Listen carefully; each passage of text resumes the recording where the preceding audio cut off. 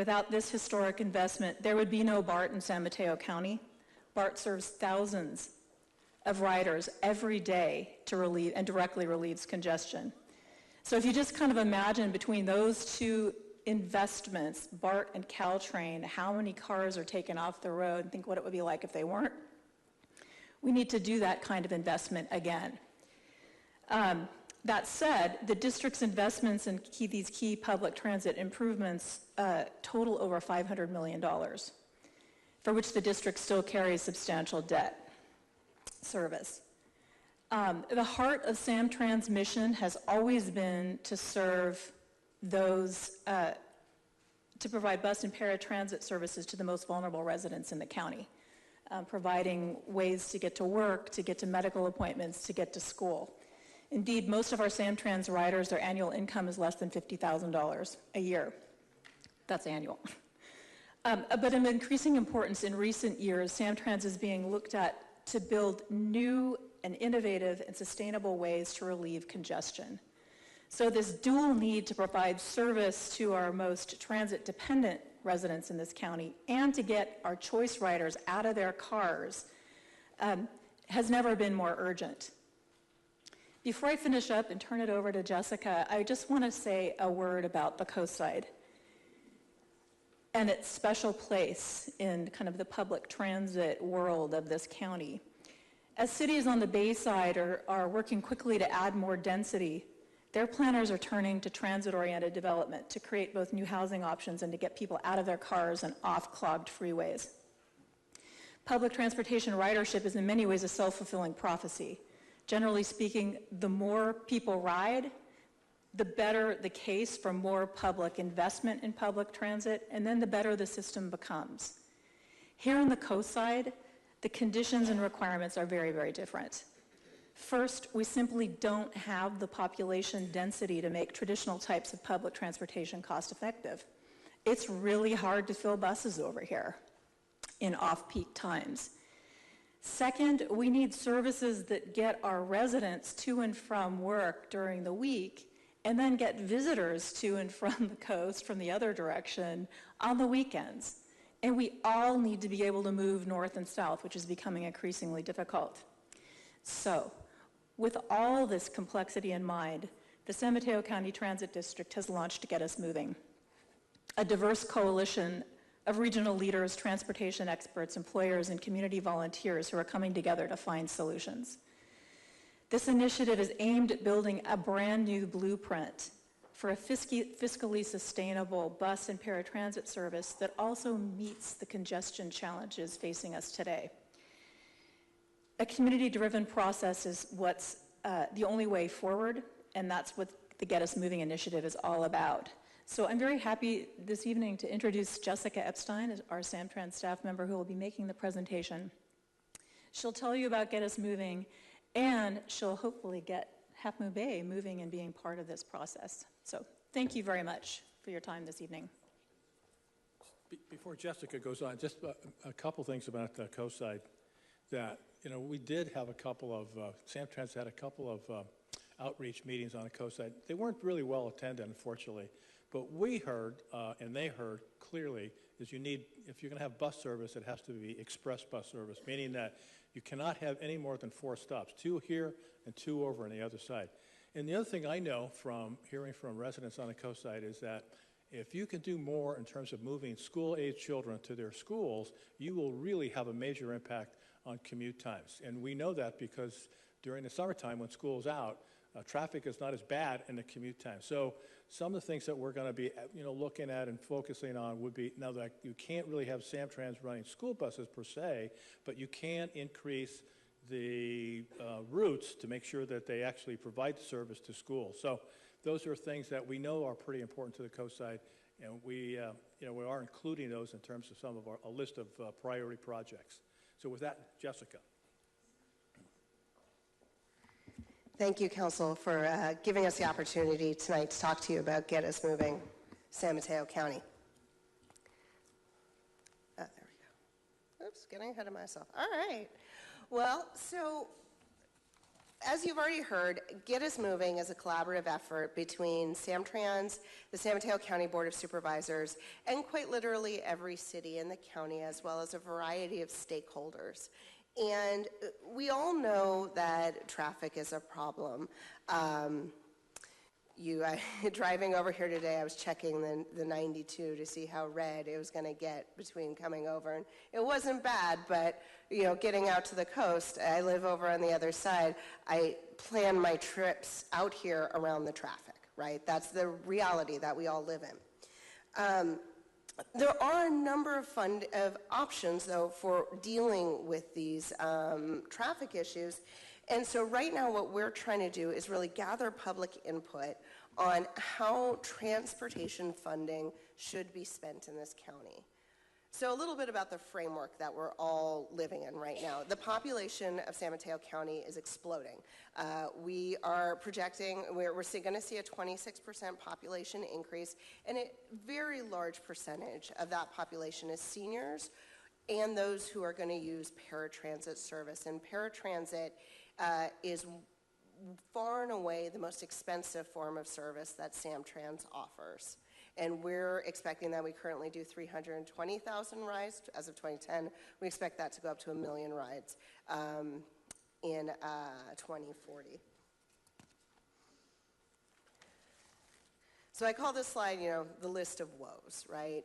We know roads are crumbling, especially after the recent rainstorms. Potholes are that much worse. There's a huge increase in bicycle usage, but we need more paths to connect people. Transportation systems are aging. If you've ever been near Caltrain at rush hour, it is well past capacity.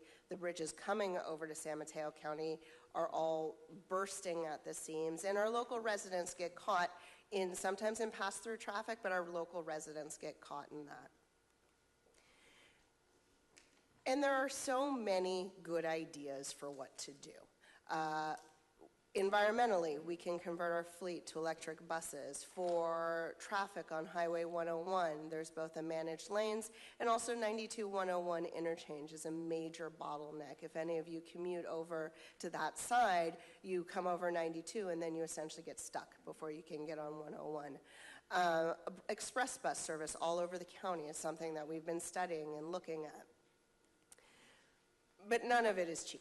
These are very expensive projects we're looking at. This is just an example of some projects and potential costs, just so you can see the types of dollar figures that are dealt with for those big capital projects, and then just basic operations for Samtrans and Caltrain both need significantly more funding. Thankfully, our state legislators got together, and we now have AB 1613, which allows Samtrans, with the consent of the San Mateo County Board of Supervisors, to put a half-cent sales tax on the ballot. It would require 2/3 of the vote to pass, and it would, where the current discussion is about taking this to the ballot in 2018. We're estimating $80 million a year. That's based on the current Measure A half-cent sales tax.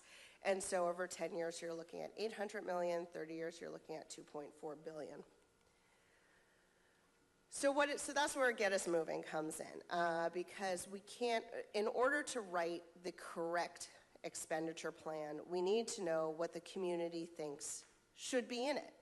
And so we are going through this large-scale outreach effort to really hear from residents all over the county where they think transportation dollars should be spent. We've been running TV spots. We sent over 140,000 mailers. We're coming to every city council in the county. We have an online survey. And our surveys are all postage prepaid. And I'm just going to do a pitch. There's a stack of them out here. Any San Mateo County resident in this room, I want to strongly encourage you to grab the survey, fill it out, and let us know what you think transportation funding is, where that should be spent in this county. This is a resident-driven information gathering process. So what are our steps? So we're doing this large-scale effort to try to get these responses. We've actually gotten over 10,000 so far, and these are people filling out our survey and sending it back with their priorities.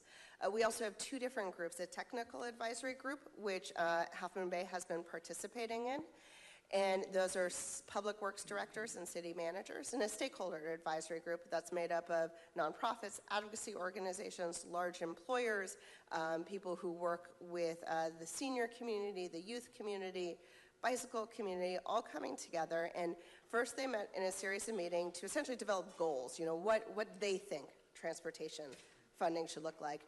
And in the next half, starting in February, they're going to be working on an actual expenditure plan. And this expenditure plan is what we would take to the Samtrans and the San Mateo County boards for approval and placement on a ballot measure. So you may have heard we did a call for projects. We were asking for projects from around the county. I'm calling this the snapshot in time. What do all the cities need? What does BART need? What does the county need? What does CCAG need? What does everybody need to work to fix their current transportation programs? I just heard today we got over $12 billion in requests for a $2 billion potential measure, so we know that the need far exceeds whatever we can do, but there is a lot we can do. And actually, I should have mentioned earlier on the projects, Samtrans always is constantly seeking state and federal grants to fund our programs.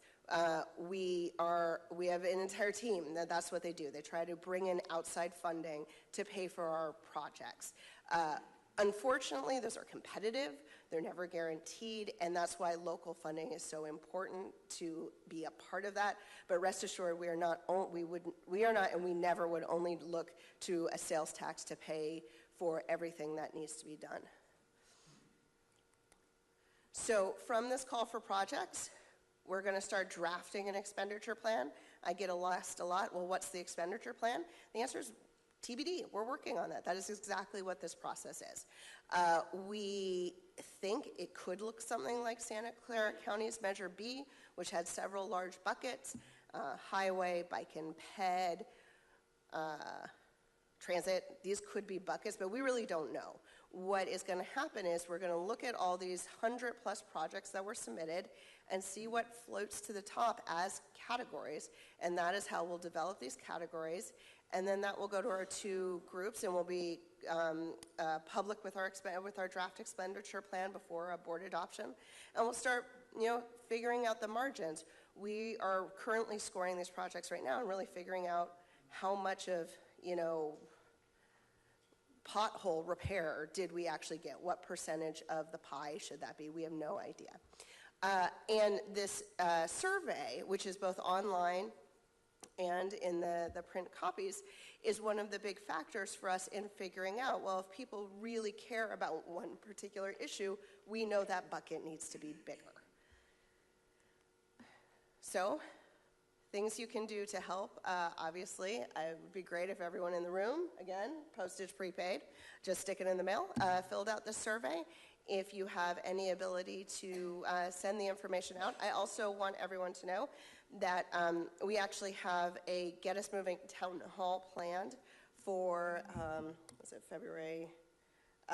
Thursday, February 1st. It's going to be in Pacifica, where we're going to go essentially through this presentation and do a little bit more in-depth on the survey. But then both on, just to put my pure Samtrans hat on for a second, on the Tuesday the 30th of January, right here in this room, we're going to be coming back with a phase 2 on our Coast Side study. So this is a pure Samtrans, not Get Us Moving, study of Coast Side, where we will be bringing back the feedback that we received from our first round and talking about what our next steps are.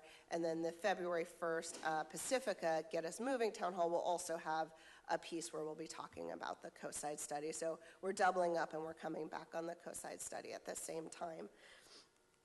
But we're online, we have our website, we have our Facebook, we have our email, and really right now this is about hearing from everyone, hearing what's important on the coast, and then taking that back and helping us with our buckets and our proportions of the buckets to figure out what this expenditure plan should be to make sure it's fair throughout the county.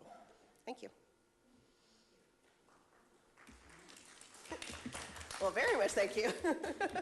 Are the schools involved at all? So, we have been inviting, the San Mateo County Office of Education has been involved. We actually had a conversation today about doing more to reach out to the school boards. So that is on our list of we intend to do that. And we're basically right now rounding out our phase 1, which is this survey, and then heading right into phase 2, which is going to be more robust, where we'll have a lot more essentially information from the call for projects that will help flesh out a lot of the details on this. And how long will the survey be up online? February 28th. Thank you. Yeah, so in my day job, I happened to participate in a conference call a few weeks back where it was made clear that there's a few $100 million available at the state level for clean energy school buses. So one of the things we hear locally is that, well, gee, you know, we don't have the money to do school buses, but in fact there are large pots of money that can help with that. It might be that a district might need county help, you know, a partner, if you will, to apply for these, or maybe help with a local match. But I think it's something that is definitely now on my radar, and I don't see why we wouldn't want to go, you know, for a piece of that action, because the school buses, the lack of school buses, again, makes a really big dent on the morning commute. Not just locally either. I've noticed that there are many cars going over the hill in the morning with like one student in the back wearing a uniform going to a private school over the hill. So I don't know if there are things we can do, like, you know, work with private schools to do carpools or what have you. But I would want to think creatively about how we might leverage, you know, existing fund sources to help address those problems. Yeah, absolutely. You know, as a public transit agency, we can't run a traditional school bus service. We just happen to run a lot of buses that go to schools. The difference is whether anyone could get on the bus or not. So we can't do anything exclusive just for students, but we try to make sure that our service is as it creates as much coverage for the schools as possible. And so for us, one of the things that we are both looking at in terms of this expenditure plan, and then just internally as a project to pursue, is converting the fleet to the Samtrans fleet to electric, because there is currently federal and state money to help with that. But it's a very interesting point, and certainly something that we could take back and look at whether there are partnerships or anything creative, innovative that we can do around schools to help out with that side of things. Great, thanks.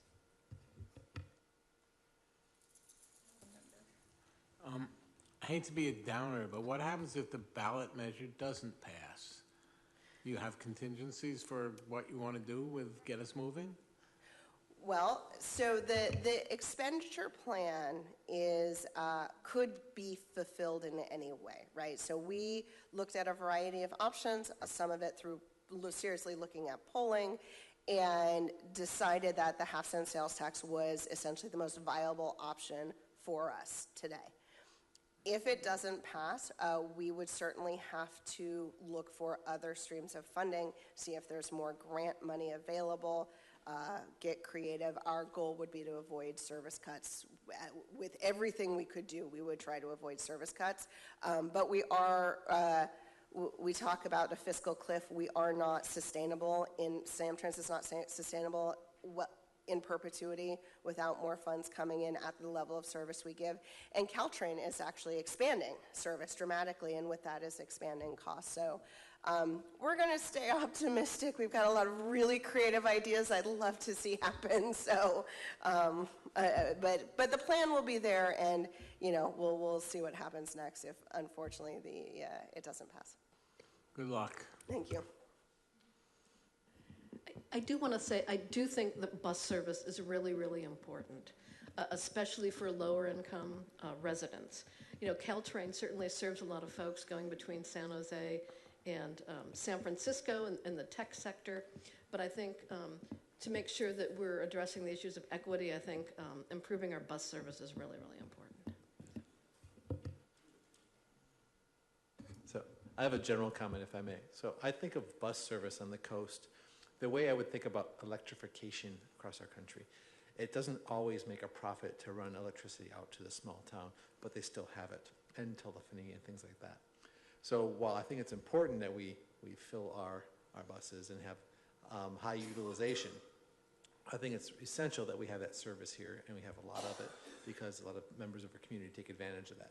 So I just wanted to share my opinion with the councils, and thank you. Excellent presentation. Thank you. And I can tell you, one of the things which if you come to the town hall or the community meeting on the 30th here, 2 changes we have made is we are extending the 118 up to daly city BART and not just Colma BART, because we know a huge amount of feedback we got is there are more trains to daly city. That is a far better stop for us to go to, but we didn't want to hurt the folks who like getting off at Colma, so we're doing both, and we've added a 7:30 p.m. southbound trip from the 118 because people are coming in later. We're not able to extend the 118 down to Half Moon Bay. This is still to Pescadero, but that's part of our phase 2, need more money kind of thing. Those we could do within the envelope of service we already gave, so we're making those changes actually as of January 21st. Yeah, I want to just address that comment because it's an important one. The San Mateo County Transit District Board of Directors is absolutely committed to the coast side. We recognize that there are unique needs out here. One of the things that was done several years ago is to cut the bus sizes down, so you'll notice that some of our buses are smaller out here. So we really pioneered that smaller bus on the coast side in recognition of the fact that we just don't have the population density here that we have over the hill, but that it's vitally important that we continue to have bus service here. So I just want to let you know that it's a commitment that the board shares universally. So. Well, thank you very much for a wonderful presentation, and I'm looking forward to the workshop. Great. Yeah. See you all on the 30th. Yeah, we'll be online taking the survey as well.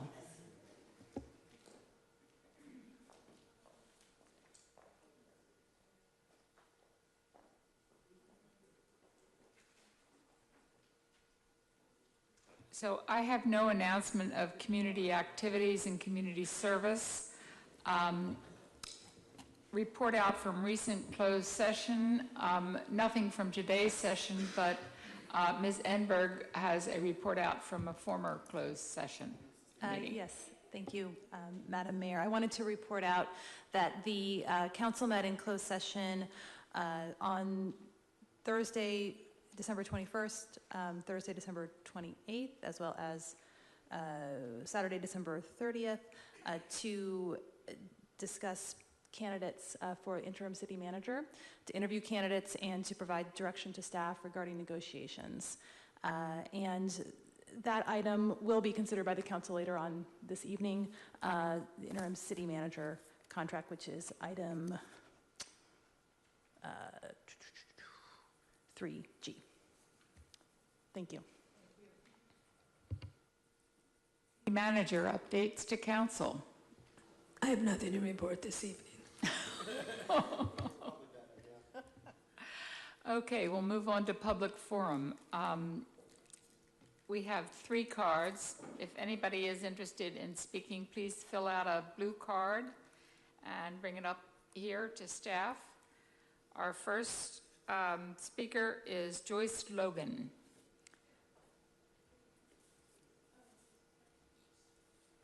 Hi, thank you, everybody.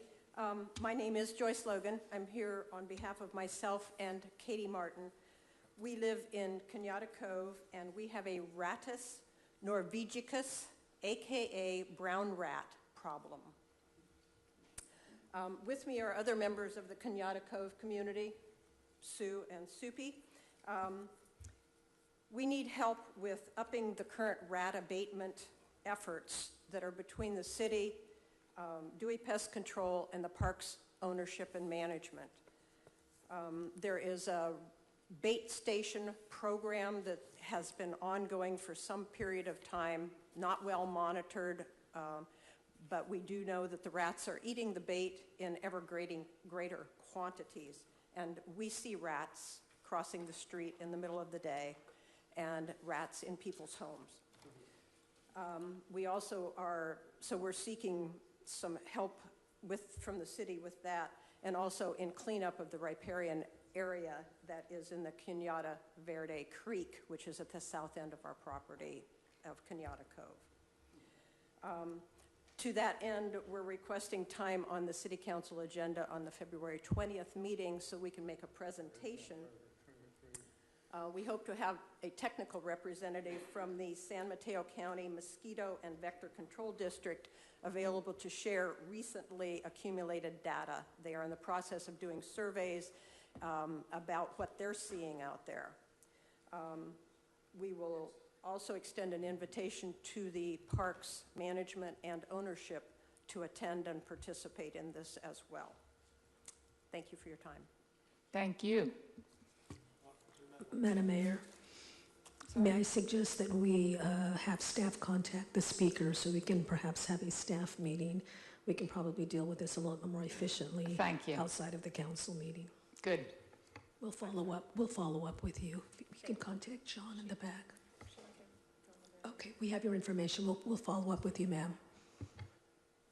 Okay, next up, Juan Blackwolf. Good evening, Mayor, City Council. I just want to make a comment. I'm not really sticking up with all the news about the homeless behind Safeway. I used to live behind there.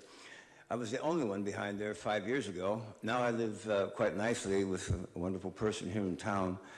But my heart is with these people. I'd like to get to the point. The point is that you're planning to move them all out or taking them. Wrong move. This is not going to work.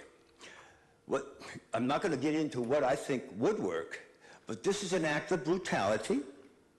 It is an act of stupidity. And there are so many. You talk about creative ideas for this, that, and the other thing, sewers and this. There's a lot of creative ideas for human beings, too. These people could use a little help. But you know what? They don't need your help because they are home free. And the only way you're going to keep a man from living is to kill him. You understand? That area back there will never be free of human beings. The ones we got there most of them are locals. Okay, they've been born or raised, they had jobs, for one reason or other, they hit the skids and they're shooting this and that. They're using drugs, you know. This is another thing we have to talk about is this drug situation. It's kind of crazy. But anyway, I have some ideas. I was not prepared. I wasn't even expecting to be here tonight. But moving them out, herding them out like they do in L.A., 5,000 people were moved from an area like a herd of cattle. These people are human beings, exactly as important as any one of you. That's all. Thank you, Vaughn. You're welcome. Eric Hollister.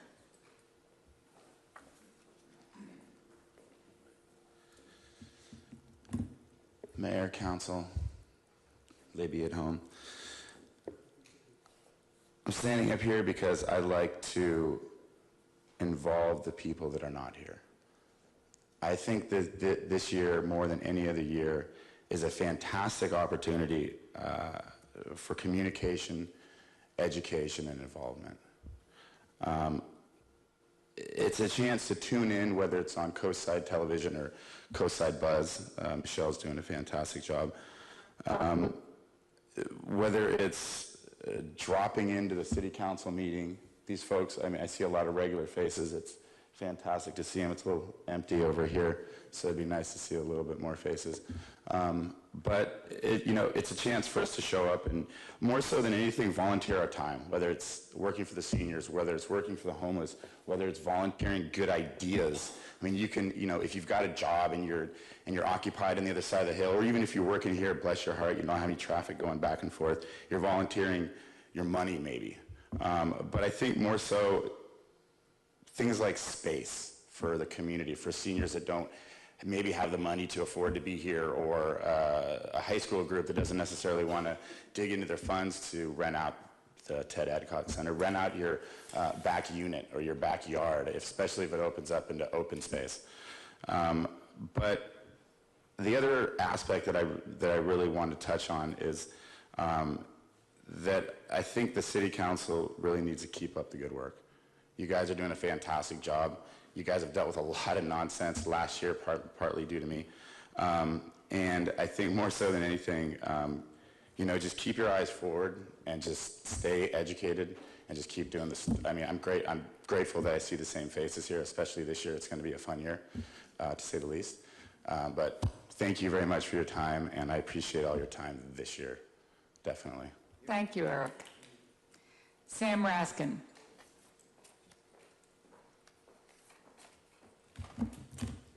Good evening, Mayor and City Council. My name is Sam Rashkin. I'm from Monterey County. The most interesting public policy change for 2018, at least in my business, has been legalization of cannabis for adult use. And the fun part is many of the long-standing public questions are now being answered. And when I'm asked what I see or if I'm surprised in any way as a consultant and as a former government person on the regulation side, there's nothing surprising. And the reason being, there's two answers. But the first answer is the state of California and local agencies tend to be very good at regulating complex businesses. And I got to see that firsthand when I worked for the city of Monterey. We had a highly protected marine sanctuary, our bay, one of the most highly protected bodies of water in the world. We also had an active commercial fishing industry we're trying to preserve. We had a hospitality industry that relied on impacting that area. And then we have agriculture upstream. But everyone works together, the state regulators, the local regulators, and the industry leaders, because nobody wants to fail. And that's what I'm seeing in the cannabis business. Nobody wants it to fail, and they're going to work together to make it a positive end result. The second reason is overnight commercial cannabis has become a normal regulated business. And that's good for a couple reasons. Reason number one is the end products for consumers are now much better, much safer. These are both topical CBD products. They don't involve any intoxication, and they would not exist if cannabis wasn't a legal regulated industry. And then the second part is information. There's just a lot more information available to the public, good and bad, risks, pros, cons, medical uses. That all comes out of a regulated industry. I've given each of you an article that came out last week in the Monterey Herald that describes really better than I can how normal and unremarkable the industry has become. A lot of cities and major counties now are moving cannabis business approvals to the consent item part of the agenda. And the word that came out from county staff was there was just nothing remarkable or unusual about the applications they're receiving. That's what we want to see. A lot of social concerns have also been answered. You know, does cannabis, regulated cannabis, increase neighborhood crime? No. There's no data that shows that. Does a regulated cannabis industry cause an increase in adolescent drug use? And there's a lot of concern about cannabis use in developing brains. What about the children? And the answer is no. It's the same value system as tobacco and alcohol and fast food. It starts with the family, the peer group, and the community. If you go into Safeway right now and you walk in the front door, there's a big display of alcohol. It says big bottles, low prices. The reason that most kids can walk by that hundreds and hundreds of times and not turn into alcoholics is because of family values, community education, and the same applies to cannabis. It starts at home. Oh, looks like my time is done. Thank you very much. I agree with Eric and Juan, and keep up the good work. Thank you, Sam. We move on to the consent calendar. Are there any items that council would like to pull? I'd like to pull 1G, please. Okay. Anything else? Okay, we'll pull item 1G. Can I have?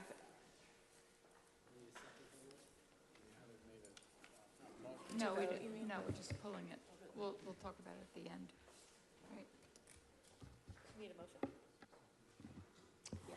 I move that we approve the consent calendar as follows. 1A, warrants for the month of November 2017. 1B, warrants for the month of December 2017. 1C, ordinance authorizing an amendment to the contract with the California Public Employees Retirement System, second reading. 1D, denied claim of Noel and Tessa Lane. 1E, pooled liability assurance network joint powers authority, Plan JPA. 1F, funding agreement between City County Association of Governments and the City of Half Moon Bay for the Safe Routes to Cunha project. That's it. Have a second? Second. All in favor? Aye. Aye. So moved. We now move to ordinances and public hearings. What's that? Are none. All right. Resolutions and staff reports. Item 3A, 880 Stone Pine Road, the Post property. And Madam Mayor, I have an announcement on this item. So, as many of you know, my law firm, Shoot Mahaly and Weinberger, represents Post on acquisitions and conservation easements throughout San Mateo County. And while my firm has not worked on this 880 Stone Pine property and would not work in a way that was adverse to the city, I am nonetheless going to recuse myself from this item. And I recognize that this is primarily an acceptance of a letter, but out of abundance of caution, I am going to recuse myself. The California rules of professional responsibility are strict and would prohibit my firm from working on matters for the city that involve Post, even matters where we have actually never worked on the particular property at issue. Without permission from the city and from Post via a conflict waiver. So because that waiver is not in place, and again, out of abundance of caution, I am going to recuse. And I will just note that Reed Gallagly from the ABC law firm advised staff on the staff report and provided historical context, and he is here with the Public Works Director in the event of any legal questions. Thank you. Mr. Dowd. Madam Mayor? Yes. When I'm not residing in other locations outside of Half Moon Bay, I actually live at Cypress Cove, and which is within 500 feet of the Stone Pine property. So I have a letter into the FPPC waiting for the response so I can participate on the Stone Pine items. But out of an abundance of caution, I'm going to recuse myself from this item. Okay? Thank you. Mr. Dowdy, Mr. Gallagly.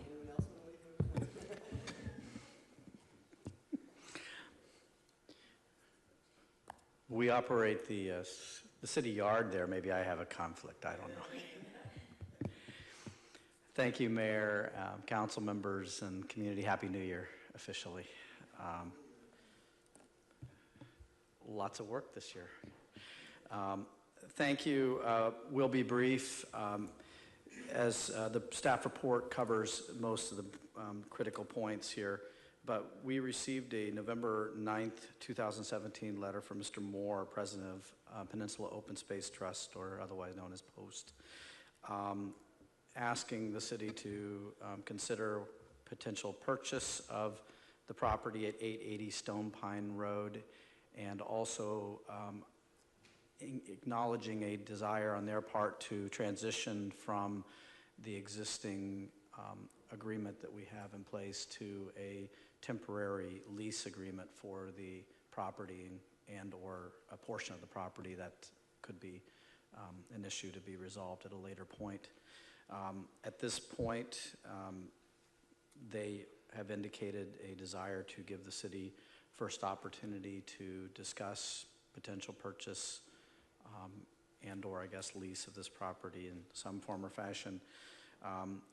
We are pulling together much of the background and information. We've tried to provide to you some of that background and information that kind of helps understand sort of the process that got us to this point with this property. We know there's certainly more, but hopefully this was helpful, and thank you to Daniel and his staff for helping provide and fill in some of the blanks for us in preparing the staff report. So with that, what we are asking for is pretty simple, which is to acknowledge receipt of the letter and then basically provide us direction if you wish us to start to have conversations with Post regarding both potential purchase and or leasing, provide general direction to meet with them and discuss, and otherwise accept the letter and move from there. Thank you. We do have a public speaker on this, and would you like to hear him? Daniel Alston from Post. Daniel. Thank you, Mayor and City Council members. Dan Olstein from Peninsula Open Space Trust. I'm Director of Land Programs and Stewardship there, here on behalf of Walter Moore. As Mr. Doty summarized, and you've seen in the letter, we're we've owned this property for a little over 8 years now, and we're seeing some urgency in trying to figure out what to do with it. We've got a lot of other work we're doing, and are really excited about the opportunity to work with the city on this. Our priorities here for protecting the property are the riparian resources, as well as preservation of a potential trails connection along the creek and through the property. Really pleased to see the draft of the Parks Master Plan, which identifies this property as a potential opportunity for a community park. And so see a real opportunity alignment between our goals and the city's goals here. And so are excited about the potential opportunity to enter into a longer term discussion with you all about achieving the city's goals here. Thank you. I think at this point we should direct staff to bring it back for council discussion. Is that all right? Good.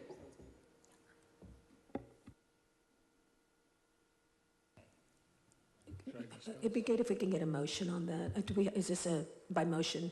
Yes, it would be good just to get a motion.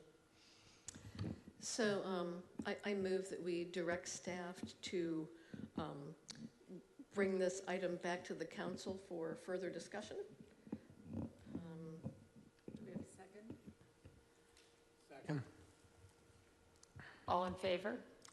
Aye. Okay. Thank you. Should we let the people who had to leave come back in? Can someone go let them know that?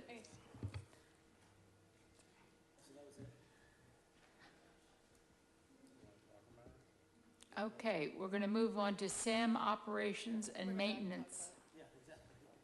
SAM operations and maintenance budget, specifically bus duct repair project.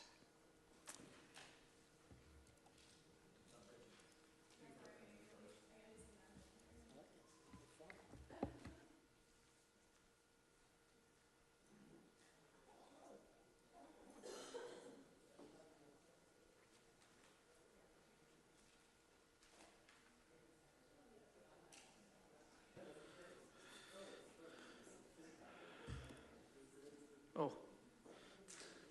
Give me. Thanks. Thank you again. So you have a series of several items for augmentations, and because we received requests sort of in relatively disjointed fashion, these were packaged into then distinct items because we had already worked on and basically prepared the staff reports for at least two of these items, and we kept kind of working our way through it. And frankly, they're very distinct actions and distinct discussion items. So even if they hadn't come a little disjointed, we might have done this anyway. But that being said, the presentation is going to cover basically all of them, and then what we would suggest then is taking sort of each one of them out and discussing, doing public comment, and then taking action on those. But for the ease of sort of understanding the big picture, we packaged all of those together just to formally say that, and for the community to understand where we are with this. And again, it's pretty self-explanatory in the staff reports, we hope, and we'll go from there. Obviously, I will say that we were challenged with a very short turnaround time from when the board received this report from the general manager on January 8th, and with a request that we have these together and forwarded to you so they can move forward in February. So it was a very short period of time, and given your schedule currently, this seemed like the time to do this and address this, but it left limited time. So with that being said, I'll sort of go through the basic of the recommendations, which on item 3B is to authorize augmentation of the SAM and Operations Management budget to $234,900 for the emergency replacement of the bus duct at SAM treatment plant. And I'll go more into that in detail. Item 3C is about $156,600 to cover the administrative civil liabilities complaint, and talk about that as well. And then item 3D includes an either or based on recommendations by the SAM board to bring up the two items and let each governing body decide how they wish to proceed with that. And again, we'll talk a little more in detail. So let's take the bus duct repair. The bus duct repair, I've learned more about the sewer plant in the last few weeks than I ever thought I would know. But it's been good.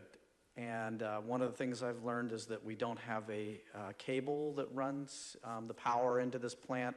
We have what they call the bus duct that conducts the electricity through, but it is the main supply for the power of the sewer treatment plant. We learned roughly about a week after the plant had gone on to emergency power that they had had a complete loss of power at the plant, and then what the best that we can determine based on the reports is around November 29th, 2017, the SAM plant had a complete power loss due to moisture hitting the bus bar duct, and resulted in transitioning into the emergency power, and basically that's basically backup generators. The SAM brought in a more efficient generators to actually take over for their backup generators to run for the longer period of time. And the whole package of requested cost includes a whole host of costs, which include fuel for those generators, rental for the generators, and then ultimately for the design and the fabrication and then installation of the new bus duct repair and related materials. On December 7th, the SAM Board of Directors had a special meeting. That report is attached to your agenda packet. In the upper right-hand header, you'll see December 7th. In the text of the report, it'll say April 4th. We just took that off the SAM agenda, SAM website, so I probably should have marked it or something as December 7th, but just to be clear for the community and anybody watching, that was December 7th. And at that time, the board of directors determined that this was an emergency situation and basically waived the requirements for competitive bidding. And out of that led to the costing out for the bus duct repair. In the end, the city's share of that roughly $450,000 cost is $234,900. What I will say and what's in the staff report is that the bus duct repair, we see no option but to replace it, repair it, and address this issue. It's unfortunate that we're here at this point because, as noted in the staff report, going back several years, this has been an area of concern identified by then Councilmember Kowalczyk, sitting as a SAM board member on and asked for a study of this item back several years ago. And so we are at a point paying emergency cost and emergency expenditures in essence, and resulting in an increased cost for those work associated with it. We are where we are. We have to have permanent power to the plant. And so our recommendation, as indicated before that, is to go ahead and approve that. But the $234,900 is what you're looking at from the city's 52.2% share of that cost. We have, so the item 3C is basically funds for the administrative civil liabilities perspective on this. And If you'll recall, we had a series of failures of the IPS system, and those failures ultimately resulted in having to report out significant sewer spill information to the state. The state came and visited SAM. They also visited each of the member agencies to review the records, and ultimately out of that have come back with fines basically at $522,700 for the SAM portion of the spill, which is basically the intertie pipeline system. In that cost is a pretty significant cost. SAM staff is recommending that this be spread over 2 fiscal years with $300,000 in the current fiscal year, the remaining $222,700 going into the following fiscal year, 18-19. So this will be something that we'll look at as part of the operating budget in 18-19 as well. Ultimately, this is again one of those unfortunate situations, but it is what it is, and to some extent we have an obligation to meet our requirements and obligations. However, this being an item that is related to the intertie pipeline system, we are recommending and attach and given to you as an updated resolution is language which ties this to the stipulation and order, and ultimately says that we're going to pay this portion of this project under protest, and we'll see what happens with the declaratory relief. John, if I could just clarify that. By paying under protest, what we're saying is that should we prevail in declaratory relief, then this is reimbursable. Okay, thank you. Yes. And out of that, $300,000 for fiscal year 2017-18, it's $156,600 that we need to augment to add to the budget. Item 3D, for lack of other options, we call them just miscellaneous cost. There was several items that came up out of this. One of the items, which is the intertie pipeline system repair work, the City Council in October already augmented the money for that and took care of that issue, and so we don't have to address that at this point. You've done that work.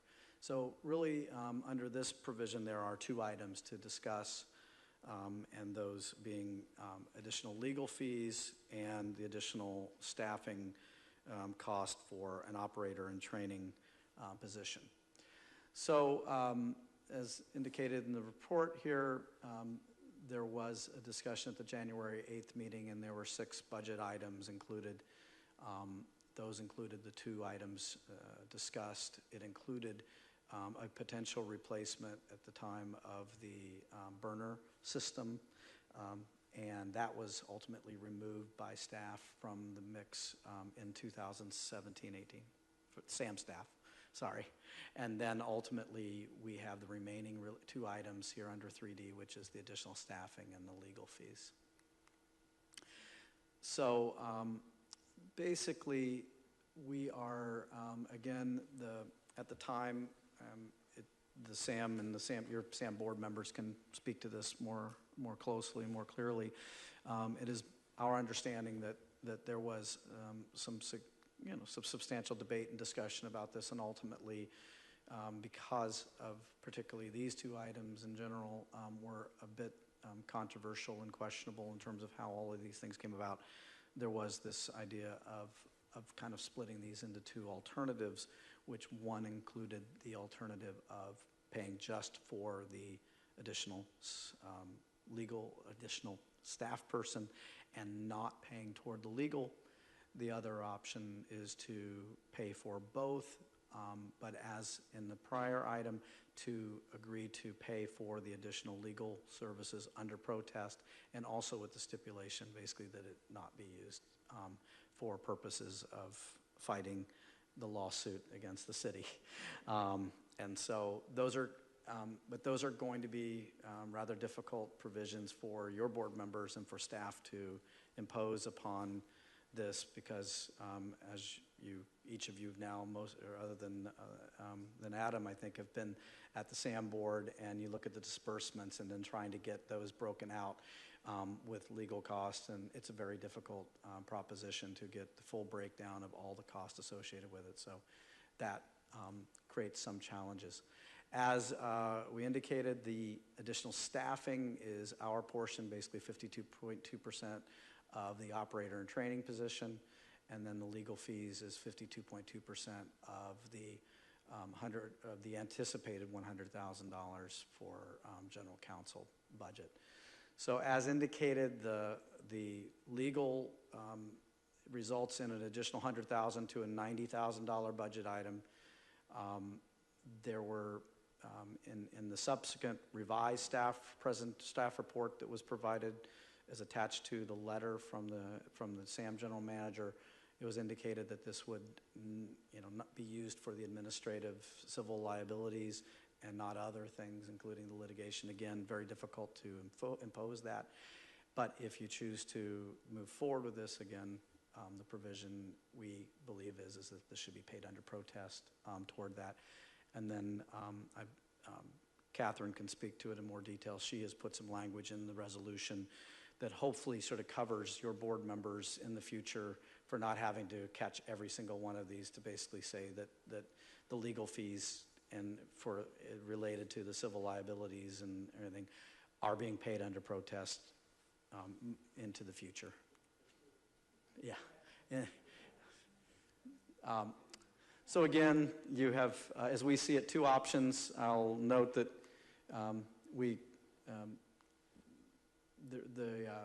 the amount actually was modified a bit between revisions and versions of the staff report that we received and everything, and so that number is 75,690, which is a slight decline actually in related cost to that based on the percentage. And that leaves me with to the point of questions. Council members. So should we, at this point, go through them one by one? I would open up each item, take any comment, take action on each one individually. So let's start at the top. Do each one of them. So I have a terrific echo. I don't know why, but a little awkward to hear myself. Although I do love to hear myself. Right up in the name of the title is one I know. Killing me. So for 3B, I'm going to ask some questions I know the answer to. So this is regarding the electric bus duct and replacing that. So it's $250,000 to us. The question is, was this project identified on the SAM's capital improvement plan as something that needed to be addressed and replaced and was thought about previously? You don't have to answer, John. I'll just go ahead. 'Cause I'm going to answer my own question. The answer is no. I don't want to put you on the spot. I don't think it's fair. But the answer is no. It was not on the CIP. It was not identified as a capital improvement project. They were unaware. Was regular preventative maintenance done on the electric bus duct? The answer is no. It was ignored because all you have to do is physically inspect it. And by physically inspecting it, you would see that if water could infiltrate or not. All you have to do is paint it to prevent rusting. It's not a big deal. That's what preventative maintenance is done. My opinion of the performance of the management of the sewer authority, the general manager, is abysmal. So we as a city are going to pay this $250,000 because we have to, because we're responsible, because they were irresponsible. The generators were on for an entire week before our staff were informed and before our SAM representatives were informed. There was an electrical emergency and they had to use temporary power. All the power was out, had to put in temporary power, and they didn't say a damn thing to us. And now we're paying 30 to 50% more to replace this, $250,000. Imagine what $250,000 would do if we could keep it in our budget and spend it on roads or parks or things for our community. But we have to pay for this now. So I'm very unhappy about this. I'm very unhappy about the lack of preventative work that could have stopped this and the lack of forethought. And I think we have no choice but to approve this, but I want to be clear how bad this is. And it's bad there at the sand plant. It's bad because they're focusing on other things that are not important like this. Councilmember Reddick. So I'm one of our representatives on the Sewer Authority Midco side, and at our first meeting of the month in January, staff admitted expressly that they were not regularly inspecting this piece of equipment. As it turns out, SAM staff does not have a regular maintenance schedule for much of its equipment, and what we've been doing for the last several years is basically repairing or replacing things on a reactive basis. We're letting them fail, or we're patching. And so it's a problem with management of the sewer authority, the treatment plant, but it's also a failure of the Joint Powers Authority, the way it's structured. A Joint Powers Authority is very different from a special district, right? The Joint Powers Authority exists for the benefits of its 3 members, Montera, Granada, and the city of Half Moon Bay. And because there's no sort of overarching entity whose mission is only, treating of our wastewater, it consists of 3 agencies whose main mission is to basically manage sewer rates and keep them as low as possible, in addition to meeting their regulatory requirements. And in fact, 2 of the 3 agencies have focused exclusively on minimizing cost to their ratepayers. Totally understandable, got to be accountable. But as a result, the individual agency mission is trumping the mission of the Sewer Authority Midco side. And so there's a lot of patching going on. There's a lot of work that's being foregone by individual agencies in the Mid-Coast, and problems are solved instead at reduced cost to them by shipping these problems onto the Sewer Authority Midco side. So the way it's structured with no tiebreaker and with 3 agencies who have different missions in the Sewer Authority Midco side, things fail routinely. And as part of our budget discussion for fiscal years 17-18, there was a mention in the staff report that a couple of the general managers, not ours, specifically requested a policy to greatly whack the Sewer Authority Midco side budget at a time when we need to repair all of these important things. We had a report saying that the plant, the system is at the end of its useful life. Do we have a plan to, fix these things? No. We now, for the first time, have a capital improvements program consisting of a lot of discrete projects with no analysis, with rather low-level prioritization and information. And as far as I can tell, we're just going to prolong these problems. So I know going forward after this horrible year, Half Moon Bay is going to get tough and play hardball. And we're going to make sure that, at least for our own ratepayers, we're going to be accountable. And hopefully, bring the other agencies along. But don't count on it. Right now, they pay 20 cents on the dollar for all these projects. Half Moon Bay pays more than half, 52.2%. So we don't think that our ratepayers are well served.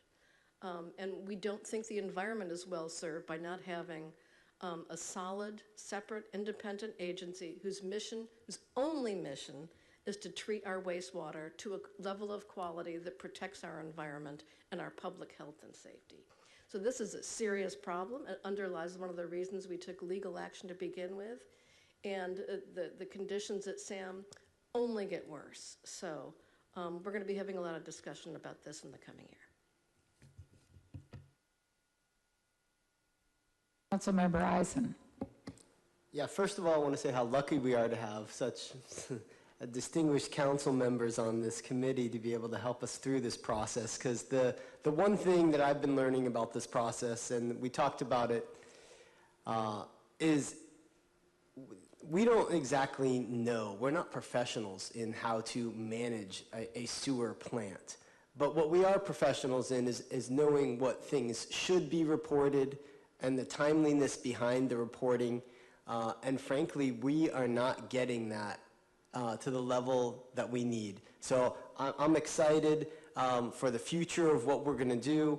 And I think that we've got the right people here on this council to help make that happen and hold the accountability that we need to make sure that our staff isn't scrambling around trying to find out what's going on with these situations and then trying to report it out. I think we need to have a much more robust reporting system that is followed through and consistent. Councilmember Barbach. Let me state the obvious. SAM is dysfunctional. SAM isn't, or the sewer collection is really absolutely necessary for the health and safety of the whole coastside environment. I don't know exactly what's going to happen. All I know is something has to happen. There are lots of possibilities, but we can't continue this dysfunctional state for very many reasons, the least of which is this money that we're having to pay tonight. So stay tuned. I'm sure things are going to change. At least I hope things are going to change. Do we by any chance have the photograph of the failed bus duct? It was in the staff report. Attachment 1 to your staff report under item 3A. But we don't have a way to show that to the public? It's pretty amazing. It would be nice to have the public take a look and see what we're talking about. Bridget can handle that. Yeah, while you're looking for that, so the maintenance system that we went to, obviously we're going to have to pay for all these things. I mean, that's going to be my vote when we get to that process. But when we went to the backup generator system, so is our backup generator system so insufficient that we're bringing in this more efficient system, and then now that we've used the more efficient system, we're still keeping the backup system, or do we have plans to, it sounds like almost like we need to get rid of the backup system entirely and either go with, okay, we can bring in this new system whenever we need to, or, you know, what was the fallout from that? We needed a backup system on board, and we rented a more efficient backup system. We have a backup system that at least what Sam's staff is indicating is sufficient. Because we were operating for upwards of a month long, they thought at that point, they realized that their system was not as efficient and was not as energy efficient and air emissions and all of those things. So they went and rented because of the issues of noise, air quality, and efficiencies of fuel usage. So it's not that the system wasn't adequate or isn't adequate in theory, as far as we know, again, from Sam's background information. It's about the fact that those were designed to be running for a short period of time when you had some failure of the entire electrical system, for example. And this was not really part of that design thought in terms of the backup system. And there's no secondary power. There's a single source of power even run from PG&E. Now they were able to establish temporary power line, and they've been operating without the backup generators, thankfully. But so that happened in a little shorter time than what they were anticipating. That's why some of the costs have gone down a little bit from the use of the rental, and the fuel went down a bit from other estimates of the cost. And here's another point. The bus duct is actually like obsolete. It's being like custom made. So we're paying this price for something that's totally unique and custom for us because they don't do this anymore, right? But it has to fit in with our existing system. So we had to have it custom made at greater expense. And it's being made across the country someplace. So another problem, right? I mean, nothing you can do about that. Yeah. No, but I think it's, you know, emblematic. Yeah. That's what I'm saying.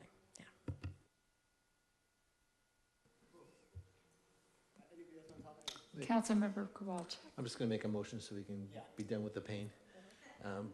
So I move to adopt a resolution authorizing augmentation of the sewer authority mid-coast side operations and maintenance budget by $234,900 for the city's share of the emergency replacement of the bus duct at the SAM treatment plant. We have a second. I'll second. All in favor? Aye. Aye. Do we need a roll call on this? When it's a high. No? Yeah, okay. Yeah, usually for money we do it. Actually, why don't you go ahead, just make it clear for the record, because we have a number of items, and this is a budgetary item. Thank you. Okay. Councilmember Eisen, Yes. Councilmember Kowalczyk, Yes. Councilmember Reddick, Yes. Vice Mayor Rohrbach, Yes. and Mayor Penrose. Yes. Sorry. Passes by 0. Sorry. Motion passes. Do we have a second motion? For item 3C.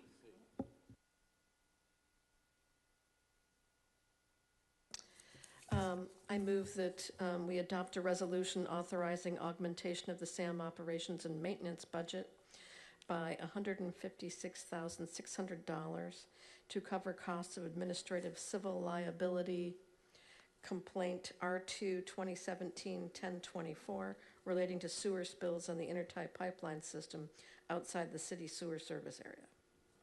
A second. May I offer a No. friendly amendment? Is this the item that we are doing under protest?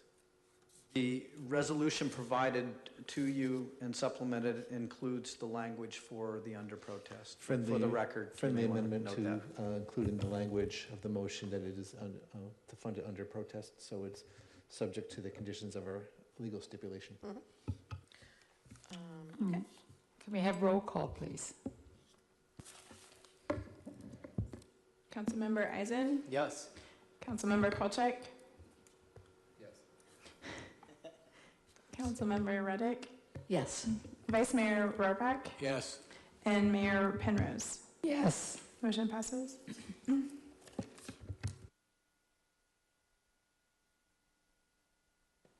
So 3D is the one with the either or I think there's two options, option 1 and option 2. Thank you. I got some talking to do. So I'm looking at the presentation, and the difference between the presentation and the staff report is just in the numbers, is that correct? Okay, so in no way should we fund legal counsel to represent SAM on the matter for the items between the city and SAM, or the city and the other member agencies. It's inappropriate and we should not do it. Not under protest, not at all. So that, if I understand, is this maybe I have the wrong item. I may be looking at the. Yeah, okay. All right. So the first part of this is off the table for me. I can't support that. The second half of this is for augmentation of staff to be able to apply for the NPDS permit renewal. It's 23 grand. Go find it in your budget. How big is the SAM budget? 3 million, 4 million, 5 million? Yeah. Go find it in the budget. I don't support either of these. All right. Can I ask in particular why? I get what you're saying, but Well, the reason why is because I know there's latitude in the budget to cover $23,000. Got that. The reason why is I know that getting the permit is important, and we all agree it's important. And just every time that the incompetent management asks for money, we have to say yes. This is one case we're not forced to say yes. So I'm not going to support it. Do you think that there's any possibility of negatively affecting a lawsuit because of not supporting any of these things? Because technically we are part of the whole system. I'm not saying I don't support getting the permit. Absolutely, we're going to get the permit. I don't support overfunding another position that's not necessary to get the permit. But of course we should get the permit, and of course we should meet all of our legal obligations and environmental commitments. Doesn't mean we have to fund them in this way. Yeah. Let me read from the staff's report suggestions. Let's see if that changes your mind, council member.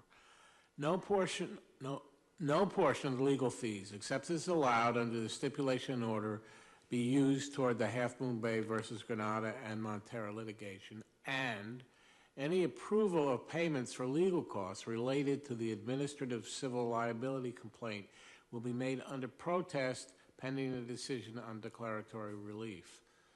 So the idea is that we will pay for legal costs that are not related to the lawsuit, that are not related to the additional lawsuit that we have. So, Vice Mayor, if I may, those two statements are contradictory to me.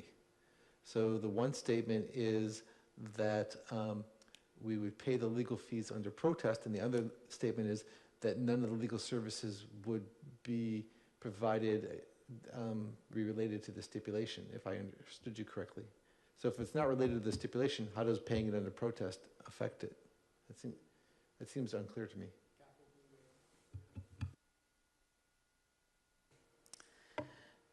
So the extra legal fees are requested in regards to Sam's legal expenses related to the State Water Resources Control Board administrative complaint. They are not requesting legal fees for defending the city's lawsuit. That is one distinction. If I could, as indicated in the staff report, the issue where staff was challenged with this whole discussion is they have $90,000 in their budget, which they are not locked into these stipulations and these issues. And so the real issue is they're telling you and telling staff that they're going to use only this $100,000 for this. What are they using the remainder of their budget for? And that sort of lies in the whole deal of it's a total of $190,000. They're committing $100,000 of the new money that they're not going to use it against you, but they still are left with $90,000 of their original budget to theoretically put to wherever. Again, you're forced as your board members to have to look at and go through each one of the disbursements related to the expenditures of legal fees to determine whether the legal fees are being used somehow against you. So thank you for that clarification. So that strengthens my position, in my opinion. And if there is a $90,000 budget, so use it up, and we'll use this as a zero-based budget. And if the need to come back to the member agencies for more funding for specific reasons, we can address that. But Sam funded a budget line item for legal services. The member agencies approved a budget line item for legal services. So let's use those legal services. I don't have a motion to make on either of these. I agree with you on the legal fees, legal services. I think we need to pay for the additional staffing, and the reason is the regional board is onto the need for this and are watching this fairly closely, or at least that's what we're hearing. It's a small amount. So what I'm saying is I can certainly support eliminating option one, but I think we need to pay for the position. It's a regulatory matter, and I think it's important.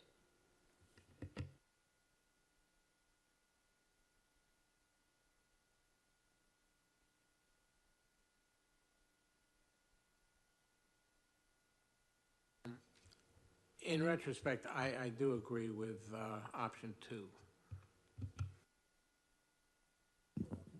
So I move that we authorize augmentation of the SAM operations and maintenance budget by $23,490 for city share of costs associated with additional staffing. This excludes additional legal counsel fees. I have a second. And then before we get into that, we're just saying that.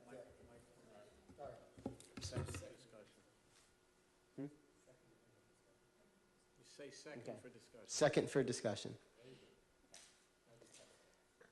We're saying that the first piece of it is something that needs to be paid for, but it's just that we're paying for it with already existing money, more or less, just to clarify.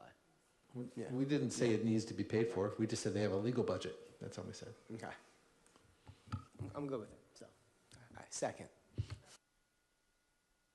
Okay, roll call. Councilmember Eisen, Yes. Councilmember Kolchak, Yes. Councilmember Reddick, Yes. Vice Mayor Rohrbach, Yes. and Mayor Penrose. Yes. There will be no motion on item 3D, option 1. Correct.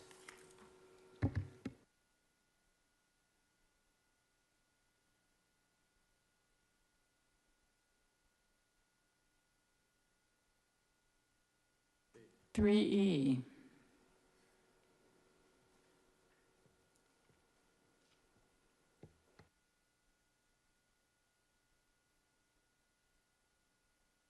Release for request for proposals for Half Moon Bay sewer collection system maintenance. Thank you, Mayor, council members.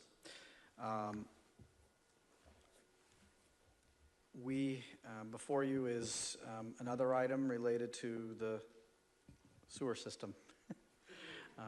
I know you're thrilled about that. However, this,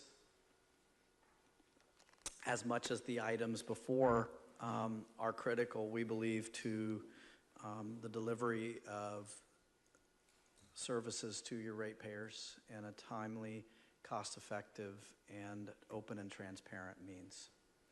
Also, from the perspective of environmental quality and environmental control, it is an absolute moral imperative that we move forward in terms of addressing how we document, how we address our cleaning of our sewer systems, and ultimately how we document the work that we're doing.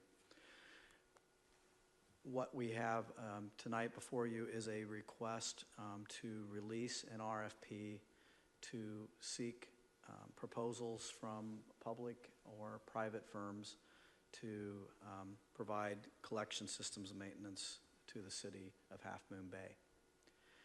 And if you look at that RFP as an optional additive alternate, we've included provisions with the recommendation that we get proposals also for those costs of those services that include both Granada and Montara as a cost comparative point, and to see what economies of scale result in terms of potential changes and adjustments to cost. And this is informative for us, it's informative for the other agencies, and we think it makes sense to do so. Just as a quick overview, we have in Half Moon Bay about 35 miles of collection sewer pipe. We operate 3 pump stations, one very small one, Bell Moon, which captures basically from the 7-Eleven and the coffee shop area there and runs back. It's a very small area. And then I think most are familiar with both the Pelican Point and the Ocean Colony pump stations and force mains. So the majority of the system is built around a gravity collection system, which requires regular maintenance and cleaning on a regular schedule. We also address through the cleaning areas of high concentrations of fats, oils, and greases, or otherwise referred to as fog, which really gunk up the works and deal with that. And those are primarily areas where you have restaurants in particular typically generate this, and those result in a higher level of cleaning and more regular cleaning and involvement with that. And then our neighboring communities, Granada has 34 miles of collection system, so almost identical to us, with Montara then at 24 miles. The Montara system, amazingly, I think has 7 different pump stations and lift stations. So because of the areas of difference in topography there, they have a series of within their collection system, a great deal. Why are we here? What do we see the issues and challenges? Well, in general, the the way the collections budget has been developed and the way the agreements are set up, it's a very rigid, inflexible system of budgeting. We pay whatever the cost is. There's no way to really negotiate it and really modify it, except by modifying the services that we receive, which then in turn are going to result in basically us having to make up the differential in savings because the other parties and the partners in this. So basically we're in this together with the other two agencies, Montera and Granada, who also received the similar cleaning. So it's a very difficult to explain what the real cost to the ratepayer is of collection systems maintenance, and to also find efficiencies and ways to save. We're having concerns with regard to SAM's compliance with our adopted sewer system management plan, and which then are basically related to the state compliance and state regulations. And what's really difficult about that is that SAM's responsibility under our agreements is to do the initial response and SSO response and cleanup. We ultimately, as staff, have to certify that. And right now, that reporting relationship is your maintenance superintendent having to certify information that at times is questionable and less than complete as we would like it to be. And it means we have to go back, ask for more details and information kind of on a constant basis. And it's his and the city's tails on the line, frankly, every time the state is questioning and concerned about these issues. And that's of concern at a personal level for the individual doing that, but also for staff, and I think for the city ratepayers and city council as well, is that liability is a huge issue. And then ultimately, we are really, under the current system, unable to verify quality of work due to poor documentation and standard operating procedures. Frankly, we aren't seeing a significant improvement in this area, the documentation and the work, despite the Water Board having come out, despite the Water Board issuing $522,000 in fines that you're just authorized approving for 300,000 of those, that identified concerns and issues with documentation and things with that. So, what do we believe are the potential benefits of releasing this? I think first and foremost is you'll get an understanding of whether there are agencies or companies who are willing to do this. We're certainly going to be directly mailing to certain ones that we're aware that are in the field and do this, and we're also going to try to get this out as broadly as possible and deal with this. And we are talking about allowing in this RFP public and agencies and private entities. So as indicated in the report, nothing would preclude SAM from putting in a proposal to do this, but in doing so, SAM would be under the provisions of the conditions of this, basically your requirements. And so that would be a big difference in this as opposed to our current agreement. What we're really looking at is more full field documentation, enhanced ability to plan, improve, and streamline our sewer cleaning, to get enhanced fog work, to get standard operating procedures that should be in place, and ultimately environmental liability coverage, and that meaning both in terms of real insurance that covers that environmental liability, as well as basically services that cover our environmental liability. So there's really a twofold in that. Ultimately, what we believe also out of going through with this in this RFP and ultimately contracting in this form or fashion, we are able to look at enhancing perhaps our storm drain maintenance with the same entity who have the Vector trucks as one potential benefit out of this. The other is an opportunity to include and train city staff toward being able to do more work and more SSO response, and to be starting to look at options down the road if we want to look in-house as opposed to contract services. But at least we would have backup services and an understanding and employees that understand that cleaning component to this. So we think that's an absolute benefit to all in the community and getting that service.